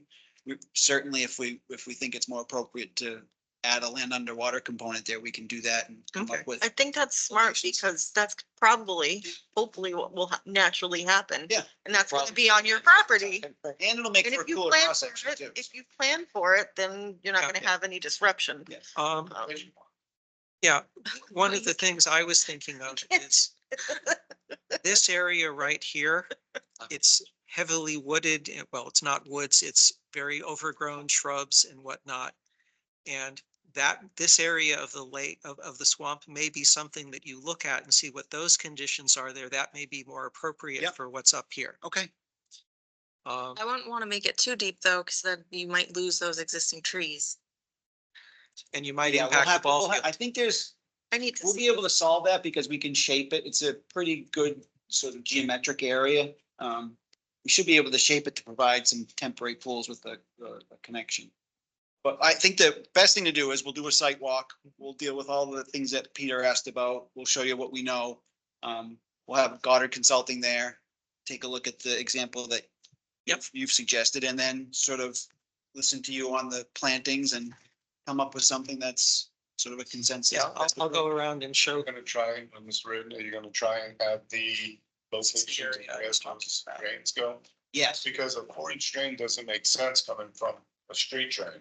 Yeah, what does make sense is it's a really long infiltration trench. So, Slotted drain maybe? yes, so it's basically, It's stone. It's a Yeah, French drain all around the edge. it's a 4-inch pipe, perforated pipe within a stone trench that runs the whole length of that wall. So it's about 600 feet of infiltration trench. And there's like zero evidence of any flow coming out of the, The all gets absorbed in the ground as it Yeah. goes. and it gets, what's nice too, is it gets, it runs through about 10 feet of grass strip. So before it even gets to the. drain, Except for that it's- one week in March when it's the big melt and it's snow covered and the waters. Yeah, that's right. We can only do so much. Well, that's right. Okay, does anyone else have any questions about this? This is. Except for Isabella, can you arrange a site walk? Yeah, do we want to do, like, our Thursday mornings good? Do we want to do that? Mike, did you want to go or you're, because you're kind of constricted on. A Thursday morning? Is that what? Okay. Again, it depends on the beavers. In the mornings. Then when you're ready for a Thursday, you can let us know. Yeah, why don't we shoot for next Thursday? Next Thursday. 8 o'clock? 8. And I'd like to maintain momentum, right? Because 8 o'clock everybody's on Thursday? engaged. That's a little early for Isabella, but this, what's your That's fine shot? by me. No, no, it- I was but picking it- strawberries. Early for Sean. He doesn't, he's not local. What? It's 8 early for you. My kids tease me. I'm up 5 o'clock, guys. I did them sure. Not in the office at 5. Reading my news and enjoying my me time. So 8 o'clock next Thursday. And I'll confirm that. I just gotta check my schedule. In peace. And can the abutter show up as well? He's welcome anytime. Even after this is all over. Good. It's gonna be on the go-kart track in no time. Okay, I think your grilling's done. No, not yet. Well, for 134 North Ave, yeah. Oh, okay. Sorry, I forgot we have more, but I don't have to do that. That's not up to me. I'm done. And Leah, if you have any sort of preferences, just either shoot them to me or to Isabella and we'll Yeah. make sure we get those. I think you just have to determine what the final mitigation is gonna be, if there's gonna be more water. Yeah. A lot of those trees will be fine. They're wetland trees, and shrubs, but I think we just need to delve into it a little bit more. Okay. You think you could make it possible to get the depth of the water? Throw a stick in there or put a yardstick in there just to give us an idea of how deep that is? Yeah, I'll bring my muck boots and. Bring your boots. Oh, Traipse out there. Huh? Oh, yeah. Yeah, I don't think it's pretty shallow in around the site. It's kind of like a transition area. We have to get out about maybe 30, 40 feet before it starts to fall off. Well, things are receding right now anyway. It's just that time of year, yeah. So, All right. okay, well, thank you very much. All right. The chair is back. We'll now move on to agenda item number 7, 4549 Uxbridge Road, DEP number 218-0824. Review most recent SWIP report. I think it was maybe 2-ish weeks ago, so it's not, it might be the same one as last time, but I left it on in case, Sean or anyone had questions about blasting as we went forward. Yeah, I don't think we had any storm events since then. Just to update everybody, since the full group's here. We had some challenges with the last storm, made some whole scale changes. One being to the stream that comes through the site used to come through the excavation. What we did is we relocated that out of the excavation, so all of that clean water can bypass the excavation and go. We have it discharging upstream, well, about 30, 40 feet further upstream, so that we get a little bit of upland. It flows over the upland before it gets to the. So originally it came down behind the building and then you gotta go along the side of the building, then over into the west. They had to recreate it a swing, but then they redone those through. So yeah. Yes, the bottom line is that flow was going through basically through our excavation. So it was meaning that we had a lot higher volume of water that we had to manage. So what we did is we said, okay, well, let's keep this water that's clean, doesn't have anything in it, away from the excavation. So we rerouted it with a pipe around the excavation to a new point, so that that clean water we weren't managing. Now, is that through the stone that you filled in where the detention, whatever it is, area is behind the garage doors? It's currently, that area isn't finished yet. So the new stream that doesn't have the wetlands plantings in it yet, it hasn't been completely done because we still have that cross culvert to install. What we're now, we have a pipe that picks it up as it comes down the hill. Okay. And basically bypasses all of the dirty areas. Is it right against where the rock comes down then? At which end? At the upstream end? When you're looking from the road. Yep. Where you're blasting, and then you got the flat area where you're gonna put the parking lot in. Yep. And then it goes to a ledge bank and that comes up. Yep. And then it flattens out again and then goes up to where you're doing all the processing. Yep. Is it up where you flatten out the second time, or is it down at the bottom where the ledge bank and meets the proposed parking lot? There. So it's on the downhill side of that face that you see, that exposed face. Pipe on the ground so that it travels across the ground. Yes. Yes. Gets it over to. It's actually suspended across a portion of the excavation because we, got it down. yeah. And then what that did is it enabled us to have less water to manage. So then what we did is instead of, I don't know if you recall, but we used to have a settling pond, and then we used to discharge down gradient from that settling pond. Right, you had But- the couple of stone check dams. Yeah, but it was really close, right? So we didn't have much space to work in. So what we did instead is since we've got all that additional water out of the hole, now what we're doing is we're using all that volume just to handle the runoff from the site. And what we're doing is we're pumping it. Pumping it uphill. Pumping it uphill and allowing it to discharge at grade 120 feet up the hill. It goes down into the soil and into the stone that's underneath there, and now we basically have no discharge. And that's the undisturbed area that, you pump it up so it runs down the undisturbed area. Well, it doesn't run, it just goes right, because there's so much rock, fractured rock in that area, it just goes right down to the ground and just goes into the underlying soils.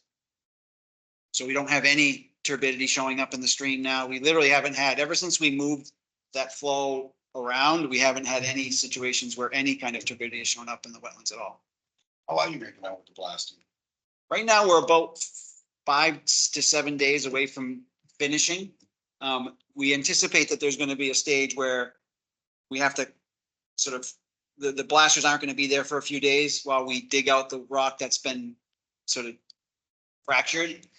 And we expect there's gonna be either large stuff left over, or maybe some areas that didn't get broken up enough to excavate, that they're gonna have to come back maybe for a couple of days more and work that. But I'm expecting that we're gonna be done in probably 2 weeks with that work. You what did they do? Put aluminum in the front of that just to keep the small chips from flying? Yeah, and also to hold the mats. Okay. So in other words, you saw all that dirt. Yeah. What we had to do is we had to have a way to purchase the mats on top of the rock. And because if you just put them on the side, they'll just fall off. So that was all about, yes, covering that face up to prevent any sort of anything from migrating from the site during the blast. The house. Yeah. Did they ever get their answers, the residents, as opposed to what they were using for blasting and such? Yes, we provided that to Isabella. I can also speak to that. I attended the Board of Health meeting last night. The citizens and abutters who were concerned about the well testing appeared at the meeting. I gave a summary of what we discussed 2 weeks ago. The expectation is that the Board of Health will do further investigation. They're going to see about having a representative from the blasting company show up. They're going to be looking for 2 areas, 2 questions to answer. First, in the experience of the blasting company, what sort of post-blast testing do they usually see, especially for something that is of this large an amount of rock being removed and this close to a waterway? And that way the Board of Health will get further guidance as to whether a single round of 45-day testing is what they believe would be in the public's interest. So Quarterly for a year, I know. that's the Board of Health is now taking the lead on that. If necessary, they would pull us in and Jack and Isabella would work together.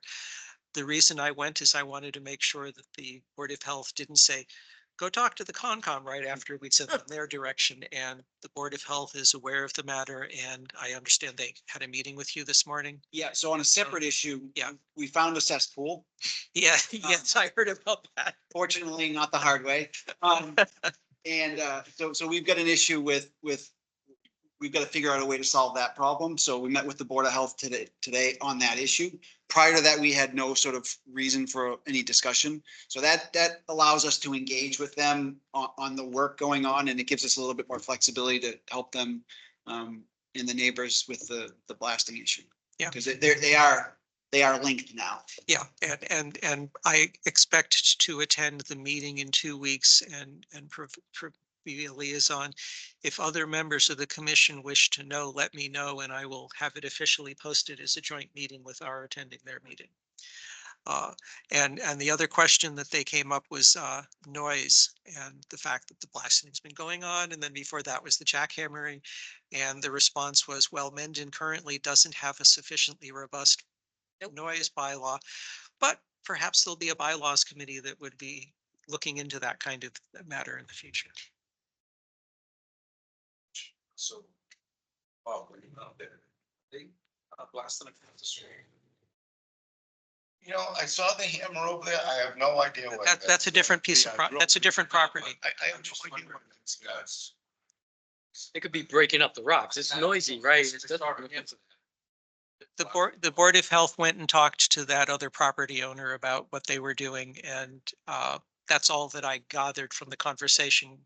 You could follow up with Jack or one of the planning Board of Health members. Just for clarification, the they you refer to is not. No, it's a different property. Across the street. Yeah, no, it's 60 Uxbridge Road. They did work. Yes, Both of Lake and Nicknell. they did work, Oh, okay. they did work outside of the jurisdictional buffer Concom area, which is why we didn't previously get involved in that. But the neighbors complained about the noise and the Board of Health was asked to look into it. And then just a final thing, we submitted to DOT revised plans and responses to their comments, hoping to hear back from them soon. I don't know if I remind you guys, what we'll do as soon as we get DOT's approval on the access permit, we'll start compiling our amendment to you to capture all the changes. And status of the remediation plan, it's getting towards the dry months for getting the silt out of the existing border. Hadn't really talked about that much. I think we were targeting August for that. Okay. Yeah.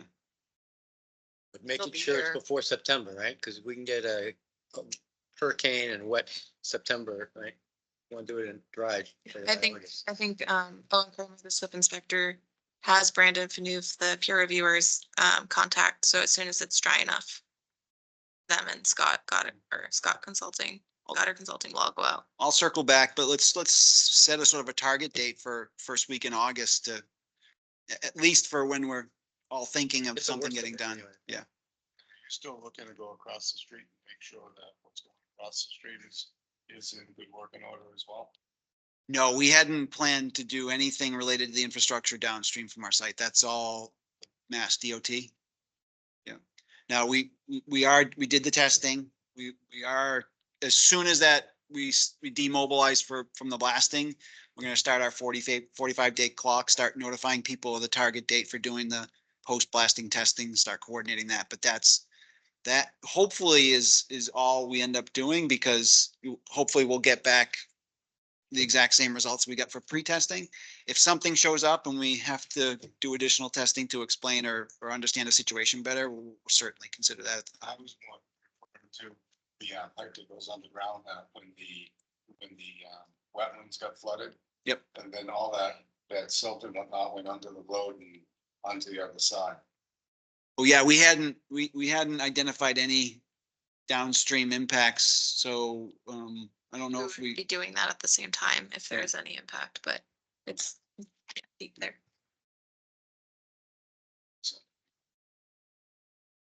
Well, through the dye testing, we determined that that pipe flowed into the lake itself. Yeah. Right, but there could very well be a delta there, but it was caused before these guys got Yes. there, right? Yeah, and it's pretty far out too. It's a good 20-30 feet out into the water and submerged. Okay, any other questions or deliberation? Attorney Brodsky, do you have any input on this? Chair Hummel, good evening. I have nothing to add. Thank you. Glad to hear that. Okay, so thank you for coming. All right, well, and thank you guys for move on. accommodating me too. I appreciate that. Yeah, That's- next agenda that's great. item. Okay, agenda item 8, the Maple Farm Conservation Restriction. Do you want a copy of this back? Sean? I have it, it's all on my computer. I like to save paper. Maple Farm Conservation Restriction, review and approve final draft of the conservation restriction for the Maple Farm Wildlife Preserve. I see that Mike is on the Zoom call. There's been lots and lots of activity the past week. So Mike, can you give a summary of what the review changes have been, the draft changes, and what the current status is? Sure. Thank you, Carl. For your record, Mike Penko, representing Metacomet Land Trust. Since the last time we met, there's been probably one fairly major change. To the CR was added a provision which would allow construction of a farm stand in a parking area off of North Street. That was done not because there's any current interest in doing that, but thinking that someday the Maple farm itself, the buildings, which is now an A&R lot, might someday be separated from the CR premises, the protected land. And this would give an opportunity for someone to basically establish a farm and have a farm stand to sell primarily locally produced products. And we located that an envelope for that farm stand off of North Street. And I'm not sure if you have a plan or not that shows that, but it's roughly a 40,000 square foot envelope, which would have enough room for a farm stand, parking, stormwater management, some landscaping, that sort of thing. So that was the big change. And then we met with the Division of Conservation Services on May 24th. They requested some additional text. We provided that to them. And then, to the truth, we didn't hear much until really today, when we had 2 meetings with the Division of Conservation Services, including the director, Bob Wilbur, long-term director, Bob Wilbur. And we also met with an attorney named Reed Porter, who is the division attorney who ultimately approves CRs before they go to the secretary for signature. And he went through the draft CR today, basically, made some editorial changes, a little bit of formatting here and there, a few edits, but really there were really no substantive changes except really 2 things. One is that he suggested that there are provisions for educational structures within the premises and some structures that might be used by indigenous peoples for ceremonial purposes or other purposes within the premises. Those 2 provisions were fine, but the DCS suggested we provide a square foot limitation on those structures. And what we decided on after talking with DCS is 600 square feet for both of those. So that was added to the draft. And then the other, the most largest change really was had to do with the trail easement. According to the DCS attorney, we couldn't include a trail easement within the CR, or it wasn't advised, because if there were any changes to the trail layout, the CR would have to be amended. So what he suggested we do, and what he did, he made the changes, is no longer call it a trail easement. It is now called a trail area.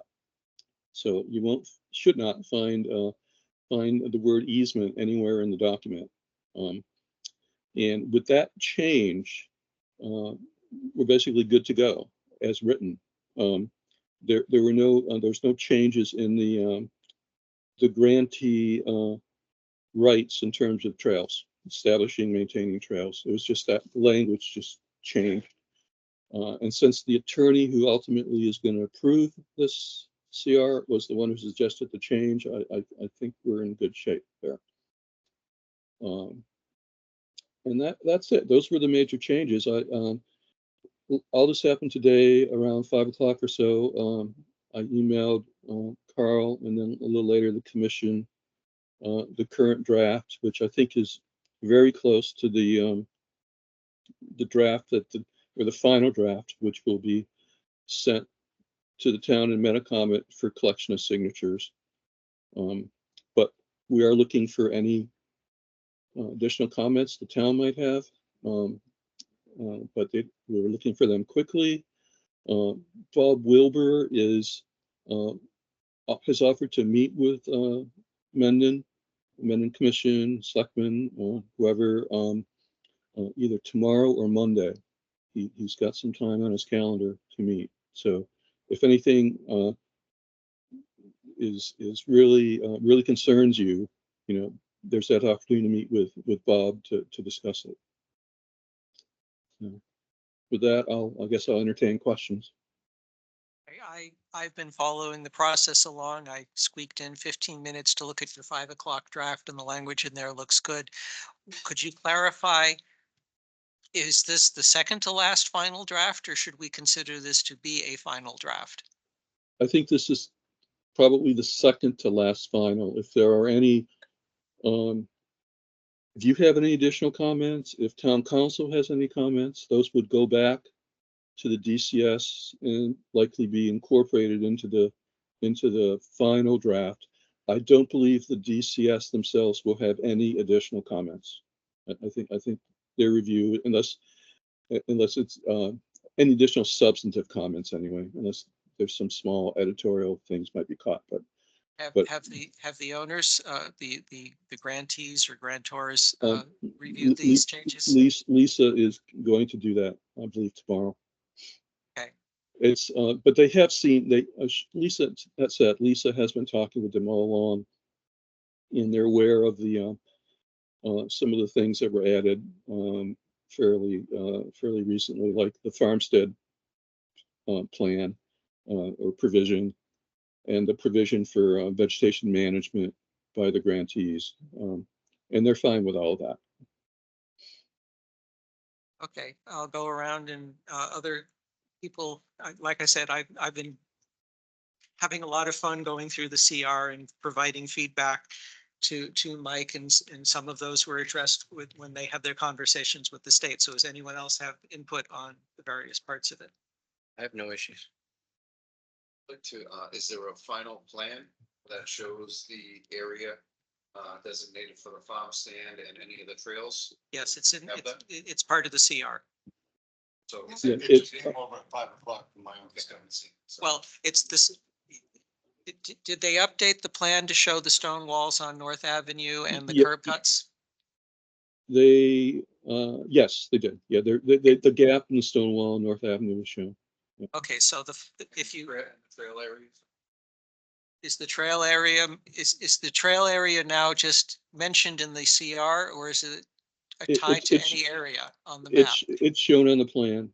Okay, It will be shown on the plan. Although what we're proposing, I thank you for mentioning that. We're proposing to show a 25-foot wide area instead of 100-foot wide. 25-foot was the original, and then about 2 weeks ago or so, the DCS reviewer asked us to go to 100 feet wide. And then now that we're calling it an area, we're back to 25. Okay, that makes sense. Exactly. And the Bob Wilbur and Reed Porter, had no problem going back to 25 feet. So. Yes, Caris North, the town council will be looking very closely at exactly what you said, that the plan is accurate and reflects what the document says. I think, so this is the trail easement or area that's now been reduced back to 25 feet. So this shows it at 100. That's correct, yes. Right.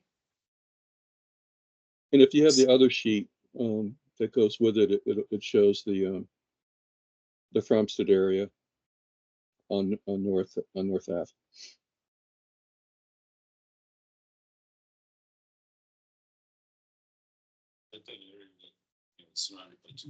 Yeah, actually, I was looking at it. You had it up there. Hey, sorry, just can zoom in on the email. Oh, okay. Yeah, so that's a Farmstead and parking area. And you can see there's a gap in the wall shown there.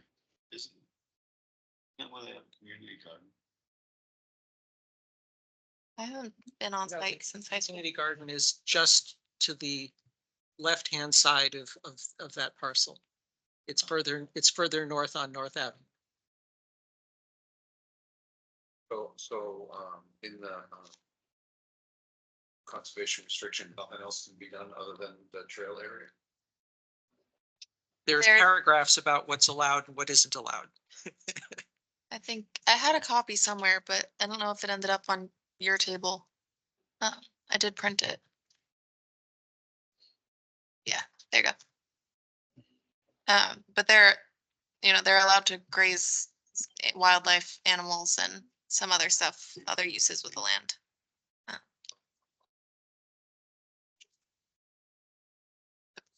The front, I think, right? Mike? I think they're able to keep the. There's an expectation that haying will happen several times a year in order to prevent woody shrubs from growing in the current area, in order to preserve the landscape as it is now. The question you had, here's the parcel we're talking about. The garden is up here. Okay, there's a couple different any further questions or comments? Susan, do you have anything? Guess not. Okay, because there's a very strict timeline on this, it is highly likely that we would want to get a signature done before our next meeting in 2 weeks. So the options are that we wait until the final draft is approved in the next 3 or 4 days, and then I schedule an off-cycle meeting, perhaps in conjunction with the select board, where we all get together. Another way to do this is that we approve the conservation restrictions subject to a favorable recommendation by town council. We give conditional approval. What that means is that whatever town council says is okay with, we would also say we are okay with. As someone who's been very carefully working with Mike and whatnot, I'm confident that what town council approves is going to be meeting up with all of the issues that we would want to have and preserve the area, and the CR will be written up the right way. Mr. Chair, I like that very much, but couldn't we just make it subject to your approval? And it's 6 1, half dozen of the other. You want it based on town council. It's fine, but in the past, we would allow that, barring nothing happen. I wasn't going to be that way, but if you want to phrase it that way, that, right, the chair and town council. Yeah, we might have issues he doesn't have, but yeah. The goal is I want to avoid trying to schedule an off-cycle meeting, even if it is on Zoom. I need to make sure we get a quorum or whatnot. So that's one person. I'll make a motion to authorize, to approve. I have the wording here. The script, I will do it if you want. No, I modified You're that good. because what we just heard. So Oh, okay, the go. motion would be to give conditional approval for the conservation restriction for the Maple Farm Wildlife Preserve, subject to a favorable recommendation by the Conservation Commission Chair and Town Council. And I so move. Is there a second? That's me. Okay. Any further discussion? Okay, I'll do a roll call vote and start from the other end. I hope Susan's paying attention. Mike abstains. 2 abstain. Aye. Peter, aye. Sue, I. Okay, so that's 1, 2, 3, 4. So the motion passes.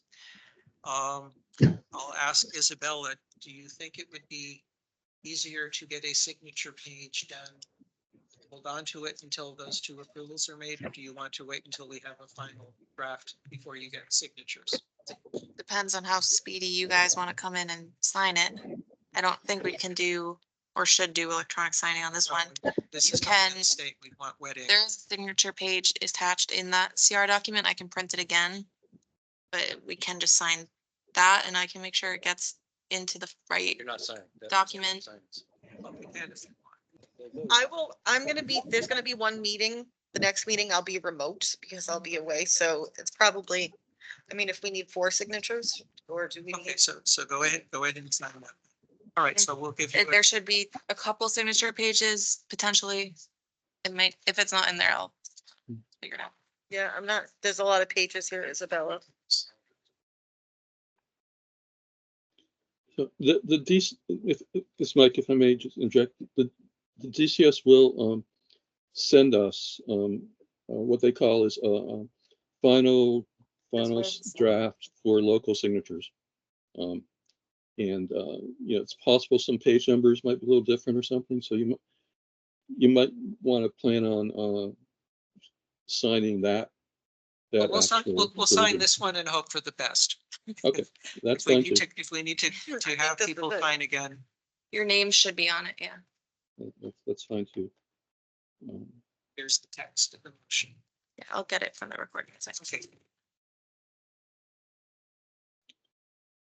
And the other thing I just want to add, folks, is the Secretary of Environmental Affairs will plan on signing this on the 25th. That's the last day of this month where her schedule will allow time for signing documents like this.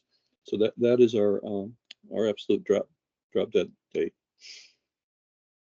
Having local signatures back to the DCS the day before that.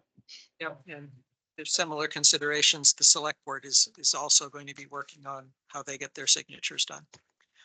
Okay, with that completed, thanks for Thank you, folks. here and helping give an input on that. Yeah, thank you. Have a good evening. So item number 9, land grant for the Denton property. Review and approve letter of support for the land grant application for the approximately 201 acres at the Denton property off Thayer Road. This is for one of the things that town meeting voted in favor of. So Isabella, if you could bring the letter up and give your staff comment. Yeah, the letter has the same language that's included in the expanded agenda, but it's Ann Mazar sent, oh God, sorry.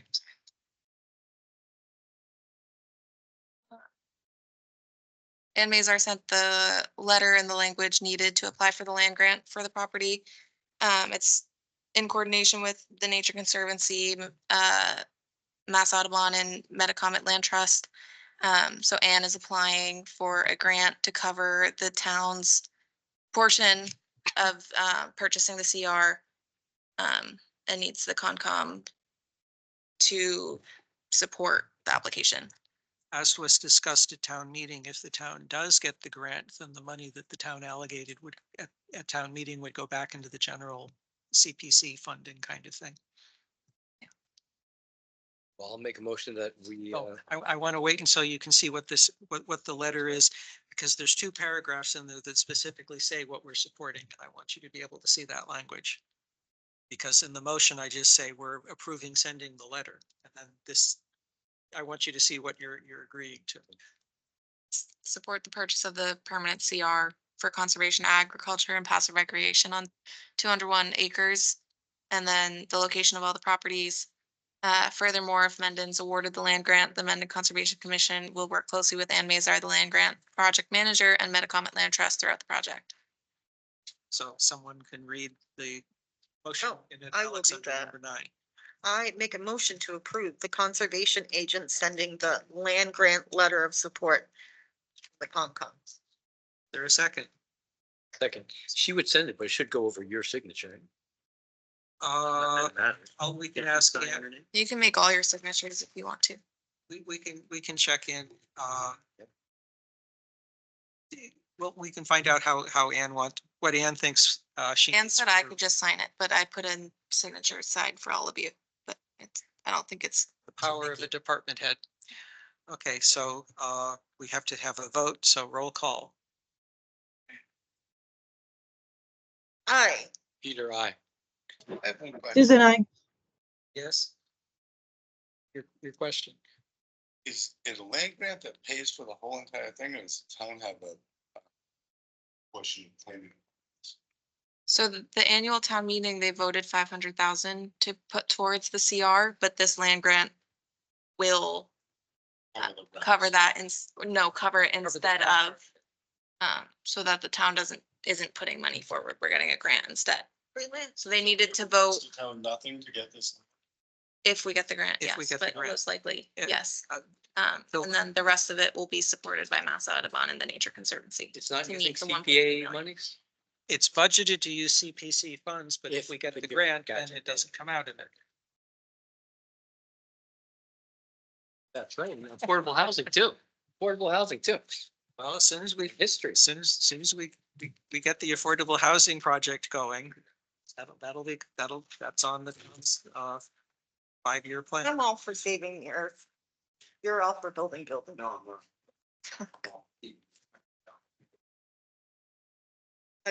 I pay those taxes too. Okay. Order. Moving on to agenda item 10. 10 Old Taft Avenue, discuss status of unpermitted wall and buffer zone at Lake Oh, Nipmuc. gosh.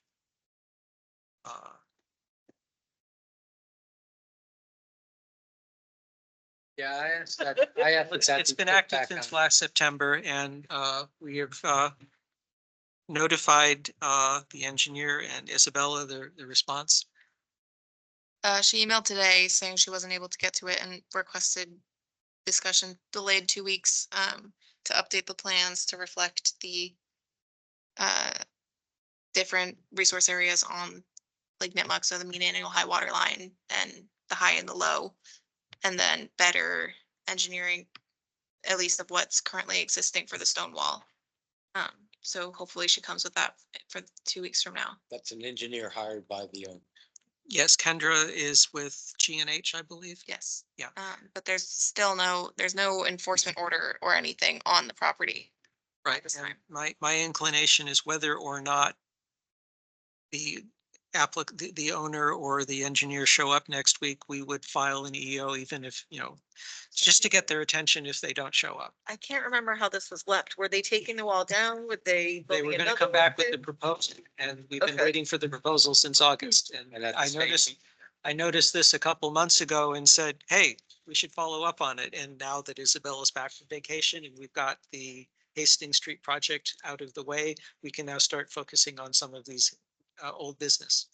Was there a question whether it was on even on? Yes, the abutter claimed that it was on his land. So there's private owners, that we Expecting have that no that idea. will be addressed at the meeting, It is over. that's- It is on the neighbor's property, yes. It is. Oh, great. but that's a civil matter and it,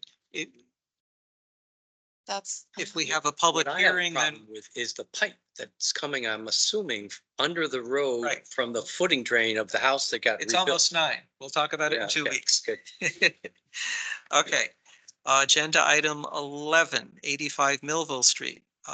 Discuss ongoing encroachment violation at 85 Millville Street, abutting Meadowbrook Uplands Conservation Area.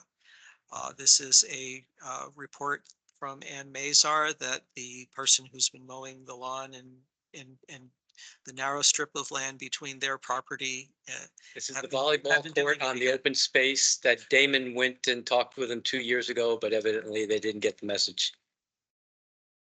So There's open space, so but no one uses it, right? the So the neighbor kind of has. Can you bring up the Mass GIS locus for 85 Millville so we can see what the area is? So we have a request from Ann Mazar to see about enforcing the CR, and what I would ask is that we ask our agent to contact the homeowner and ask them to come in 2 weeks. Ann is interested in having a small tasteful sign put up. We would have a discussion with the homeowner and the board in 2 weeks would look further into whether things happen. So Get that little landing strip there. Is this section down? Yeah. And if aren't able to reach an agreement with the homeowner, I would recommend we have a site visit. Oh, is it up in that area? No, it's, what area is it? thought it was the Should be southern the edge. little, thin strip in between. Yeah, I thought it was the Yeah. southern edge. Left of it. Yeah, it's not a whole lot. It's like right down, it's probably where it widens out here. Yeah. I think they're using this. Well, whatever it is, we have a request from Ann Mazar about, we have the responsibility of enforcing CRs. I don't want to get in the habit of letting some CRs slide by like this without us having a public conversation about it. Especially since we're going to be going and looking at some of the other CRs and we're planning on taking more action in there. I don't want to have the appearance of favoritism. There are not at the moment. That's one of the things that we would be discussing. I think there are, I think it was surveyed though, and they are on the CR property. So there is already a sign available to put there.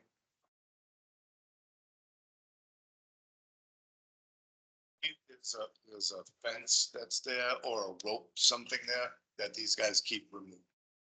But probably not a bound, but would be, who knows? Well, I would suggest that we get a bound. Or at least an iron rod, if not a bound, something permanent. Well, this is something that if they have kids who are playing in the area and running around, maybe we don't want to have something, that they've run into. There is she did say there is a survey marker there. There is a survey. Complaining that they're coming.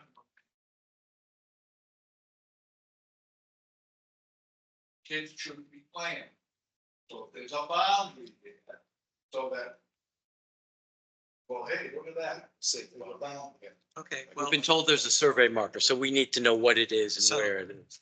so, Picture. There you go. so are people comfortable with having our agent contact the Yes. property owner and ask them to come in? Okay.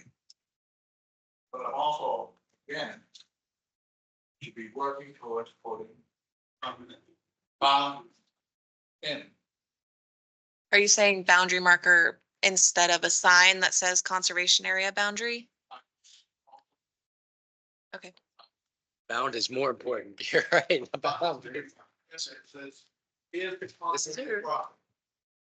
No, my property, that's.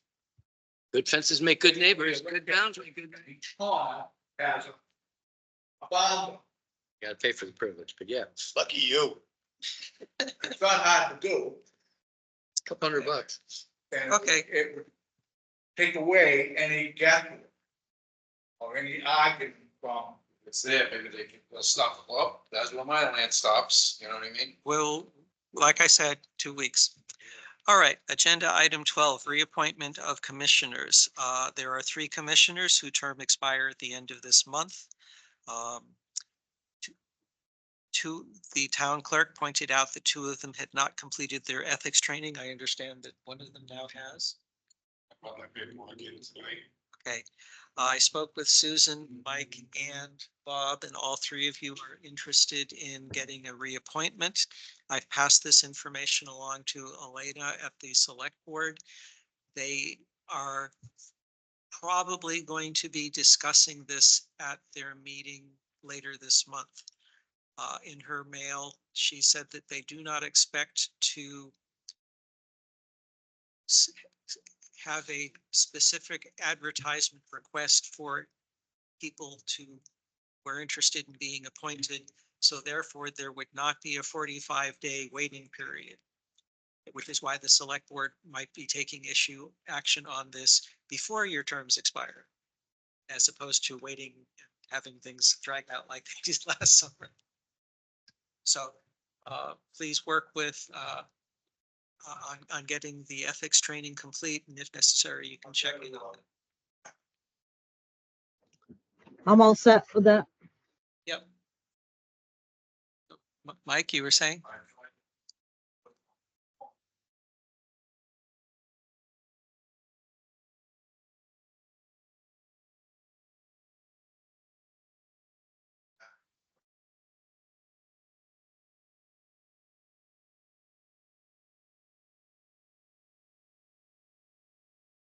Okay, That's all I had to do it, Mike. I tried it on the iPad.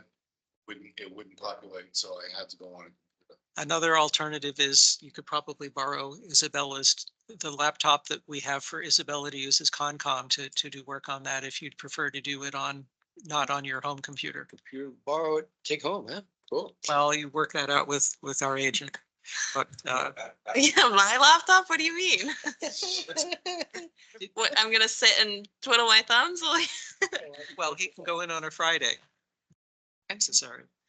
Or you, like I'm saying, I'm just saying, if you're having trouble getting the form filled out. It takes an hour to get through. Okay. Yeah. If the reappointment happens, then at a future meeting, we would schedule a time to determine officers and whether we wanted to adopt any new policies for the upcoming year. Yeah, it usually happens the first in July, right? That's the new fiscal year calendar. Well, last time we waited until September because that's how long it took to get everybody reappointed or positions filled. If once the select board completes the process of filling out our 7 members, then we will see about setting a date, having that at a future agenda. All right, zooming down to the end. Agenda item 13, conservation agent update, starting with the Lake Nipmuc Task Force update. There really isn't much to say. Putting in the buoys that had rotted off and floated away. Short of that, I don't believe we've done anything with the water control measurements yet. So, Dan and I are trying to finalize the hobo logger we want to buy. There's 2 different options that we're looking at. Whether we get a more comprehensive one that does conductivity, temperature, depth, and DO.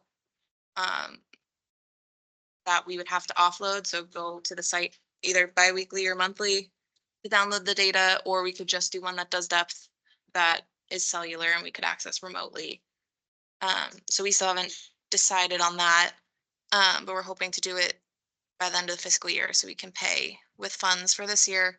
We did do the first round of sampling on Monday, so that's the 6 sites around the lake and the E. coli testing at the beach. And that'll be done bi-weekly throughout the summer, and E. coli testing will be done weekly.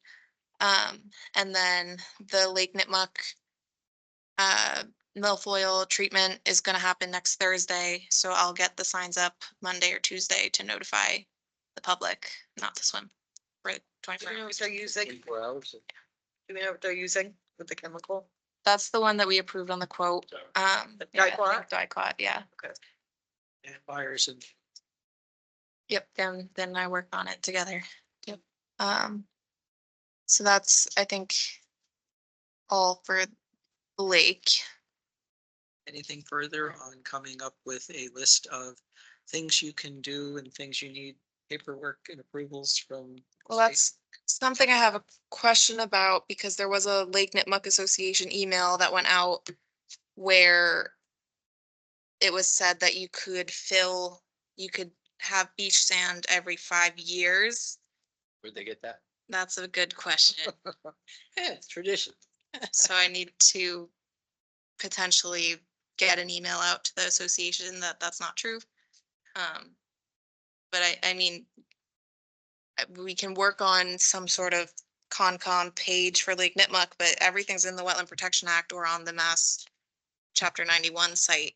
And there's flyers and stuff available there for people to figure out what applications they need. But And I hate to refer back to it, but somebody dropped a pile of sand behind a wall in expectation of putting in a little beach. So we need to stop that. And so I don't know whether that's an enforcement order, we can't having people drop off material in the buffer. yeah, and it needs a permit. So So beach sand needs a permit. beach sand is an accessory to a house and is a notice of intent filing. And it can't be in the mean annual high water line. It has to be upland of that, if they're doing a beach. So,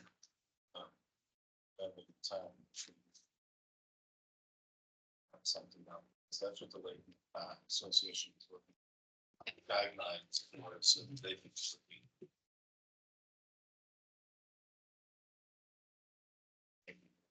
But it is permissible, but it's permitting.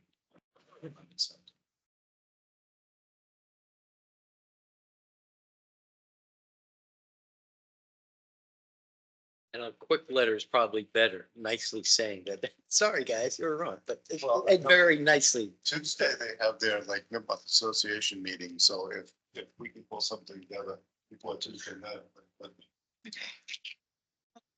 See what I can do. Other updates, as Tim brought up, the 60 Oxford Road, they did jackhammer material away. This was a site that they were denied the right to, they lost in a zoning board appeals for a shed. So they decided they were gonna put it further back. They don't have permits for that. They also removed material from the site. So that's an issue. And you said it's outside of the 100-foot buffer zone, but the pond technically has a 200-foot buffer zone. So I don't know if I should follow up with that. Which one is 60? Right across the lake from 45 Uxbridge Road, So where they're blasting. it. where they were And- drag hammering. So it's a shed that's getting. Because the 100-foot, so the 100-foot buffer is where they're building the stone wall. You're saying there's actually a 200-foot buffer that we never, or was that the 200-foot? Was the lake? In the bylaw. It's a rivers protection act. It's in the Mendon bylaw. It's a great lake, great pond. Ponds in the Mendon bylaw have 200-foot jurisdiction. I wonder if my swamp is a pond. It wouldn't be a pond, no. West Hill. Not, The river is 200 feet, but the impoundment is not. not land They under own law. that. So it's the river has a 200, Right, but that's, it's not the impoundment. It's at the tributary. Isn't West Hill federal though? My feeling on this, my feeling on this is that the matter has been brought before the Board of Health. We haven't had someone coming and asking us to look into it. I'd rather have just the one town board dealing with the homeowner on this, and we will work on other things until such time as someone brings it to us. So do it. That's my opinion. Do other people feel that we should start looking into remove this action? Okay. I did get a quote for the beaver solution device at the site for Meadowbrook Conservation Woods. This is the one off of Asylum Street and Park Street. It was somewhere around 3,000. I don't have it off the top of my head. I'll have it on the agenda for the next meeting. There's a chance the land use committee splits it with us, but we still have funds in the beaver management line that could go towards this. And this would reduce flooding in the trail. The ponding height is really kind of increasing towards Asylum Street. I'm sure, Leo, you see it. And so John Dudley is also interested in seeing some sort of long-term solution to prevent it possibly. So when you coming buy to the site. beaver deceiver, that's the upfront cost, then you have to pay for it being maintained, or is that, does he come out? He and keep comes it out- going for a few years, or? He comes out yearly, I think, and inspects it. If there is maintenance down the road, we would pay for that. But I think the last, Had them for a few years, right? And they're all going, or? They're all have going. Any of them failed, or are they the one on Inman Pond was recently replaced after 14 years. 14? So it's a pretty long time. So I'll have that better. I just got the estimate last night, so I didn't get through it or anything. Comes at 62 Street. No, hers wasn't working. She hasn't given me update. They came back out to reevaluate the site. So she's gonna have to give some other solution there. Is that something we would pay for, or is that something that the power company? That's a private site. Okay. No, But the not- power company was involved, so. Well, I mean, she would have the power company pay for whatever happens. That's not us. I'm submitting vouchers to get U2 reimbursed for training Monday. Yes, I submitted invoices for $805 for the MACC training and conference last fall. And if it's in the budget, after, there isn't money in the trading budget, but Isabella will work with the town finance people to see if there's money at the end of the fiscal year before the end of the month to give me a partial or full reimbursement. Yeah, as well as bond. We got 3 submittals for next meeting. We have an RDA for 93 Hartford Ave septic system replacement. And then 2 new NOIs for Sylvan Springs development. So that'll be on for next meeting. And then the last update is I got accepted for a class with UMass Amherst for the fall for Thursdays 4 to 6. So that'll be a long day for me. But it's a land protection and acquisition class with UMass Extension, and that's $350, and they gave $50 scholarship, and then there's a retreat at the end of November. So there are only 25 slots, and I'm excited. So you'll be in Amherst every Wednesday night? It's remote, yeah. Well, that's good that it's remote. Remote, but then I've done remote, and then the retreat is in person. Done it a few times myself. But then they facilitate some sort of project through the Keystone coordinators, which is what I would be, I guess. But then I'll have advisors for some sort of project I can do in town, which would be cool. So that's it for me. 30 MISCO and Oh, missing OOCs. um, I spoke with the realtor who is going to be developing and building a house at 30 Misco Road. There's an issue about the order of conditions because we had the hearing for it last December, just as Maya. 2022. 2022, as Maya was leaving. And so therefore we never submitted the actual paperwork, the OOC. So we have an update. Yeah, so they were in the middle of their purchase agreement. There's no order of conditions. The work never started. Town council advised that they have to reapply because I can't issue an order of conditions with the date from the date the public hearing was approved. And I can't issue it from today because then DEP and abutters never have a appeal period and the 3-year time period is off. So they have to unfortunately reapply. I would suggest the commission waive those filing fees. You can't waive the state fees, but the filing fees and the public hearing notice. Because it is administrative oversight, but there's 3 or 4 or 5 other sites that also don't have order of conditions. I've been waiting for Karis for like 2 or 3 months for her response. And she advised they all have to reapply as well. So whether or not, I thought it was conditional on whether the work had been done or not. If the work's been done, then we do a retroactive approval. That's what I thought I was reading. if the work's done, she says it's a wash because it's COC, but there's a couple that are actively working. Well, do you want a motion that we not charge fees for that first person? I think they'll have to resubmit, and I think you can just That's do that fine, with yeah. the public hearing. 30 Misco Road. There used to be the very, very old house, historic house that was 5 feet away from the road. And then they took the house away and now they're planning on building the house where the sailboat is now. So the realtor said that they're going to be building the house on spec and then looking for an owner.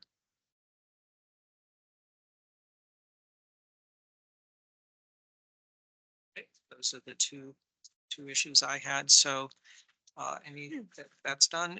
Agenda item 14, review and approve minutes for May 23rd, 2023. Is there a motion? I make a motion to approve the minutes from May 23rd as written. Is there a second? Second. Moved and seconded. Roll call. Susan? Aye, Susan, aye. Bob? Bye-bye. Peter, I. Yeah, eyes. Okay, passes. Which one abstention? That makes sense. Okay, agenda item number 15, good and welfare for the commission. Opportunity to voice concerns, observations, or updates without actually making decisions. Anything people want brought up at the next meeting in 2 weeks or future meeting? No, but just on the topic of members, we're here and so we think we get re-upped, but anybody listening should be putting their name in if they want to be on the Concom, right? It should be. Yes, there is All are welcome to apply. there is a town policy that I refer to once a year at this time of year that explicitly lays out the process.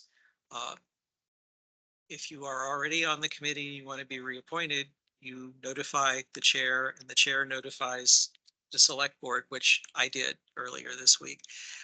People who are interested, who are not already on the committee processes, they send a letter expressing their interest to the town, and then the select board uses that. Since no one has done that, and the town does not have, the select board is not looking into having the advertisement. That's why we are not having the 45-day clock start. Oh, good. Anything else? Okay, I do not believe there are any items that we haven't done in 48 hours because we already talked about 30 minutes ago. So, to adjourn? I will make a motion to adjourn. Second. Debate, all in favor? Aye. Aye, See you in 2 weeks. Good, Susan. Hey, Susan. aye. Waited for you on Sunday. For the check.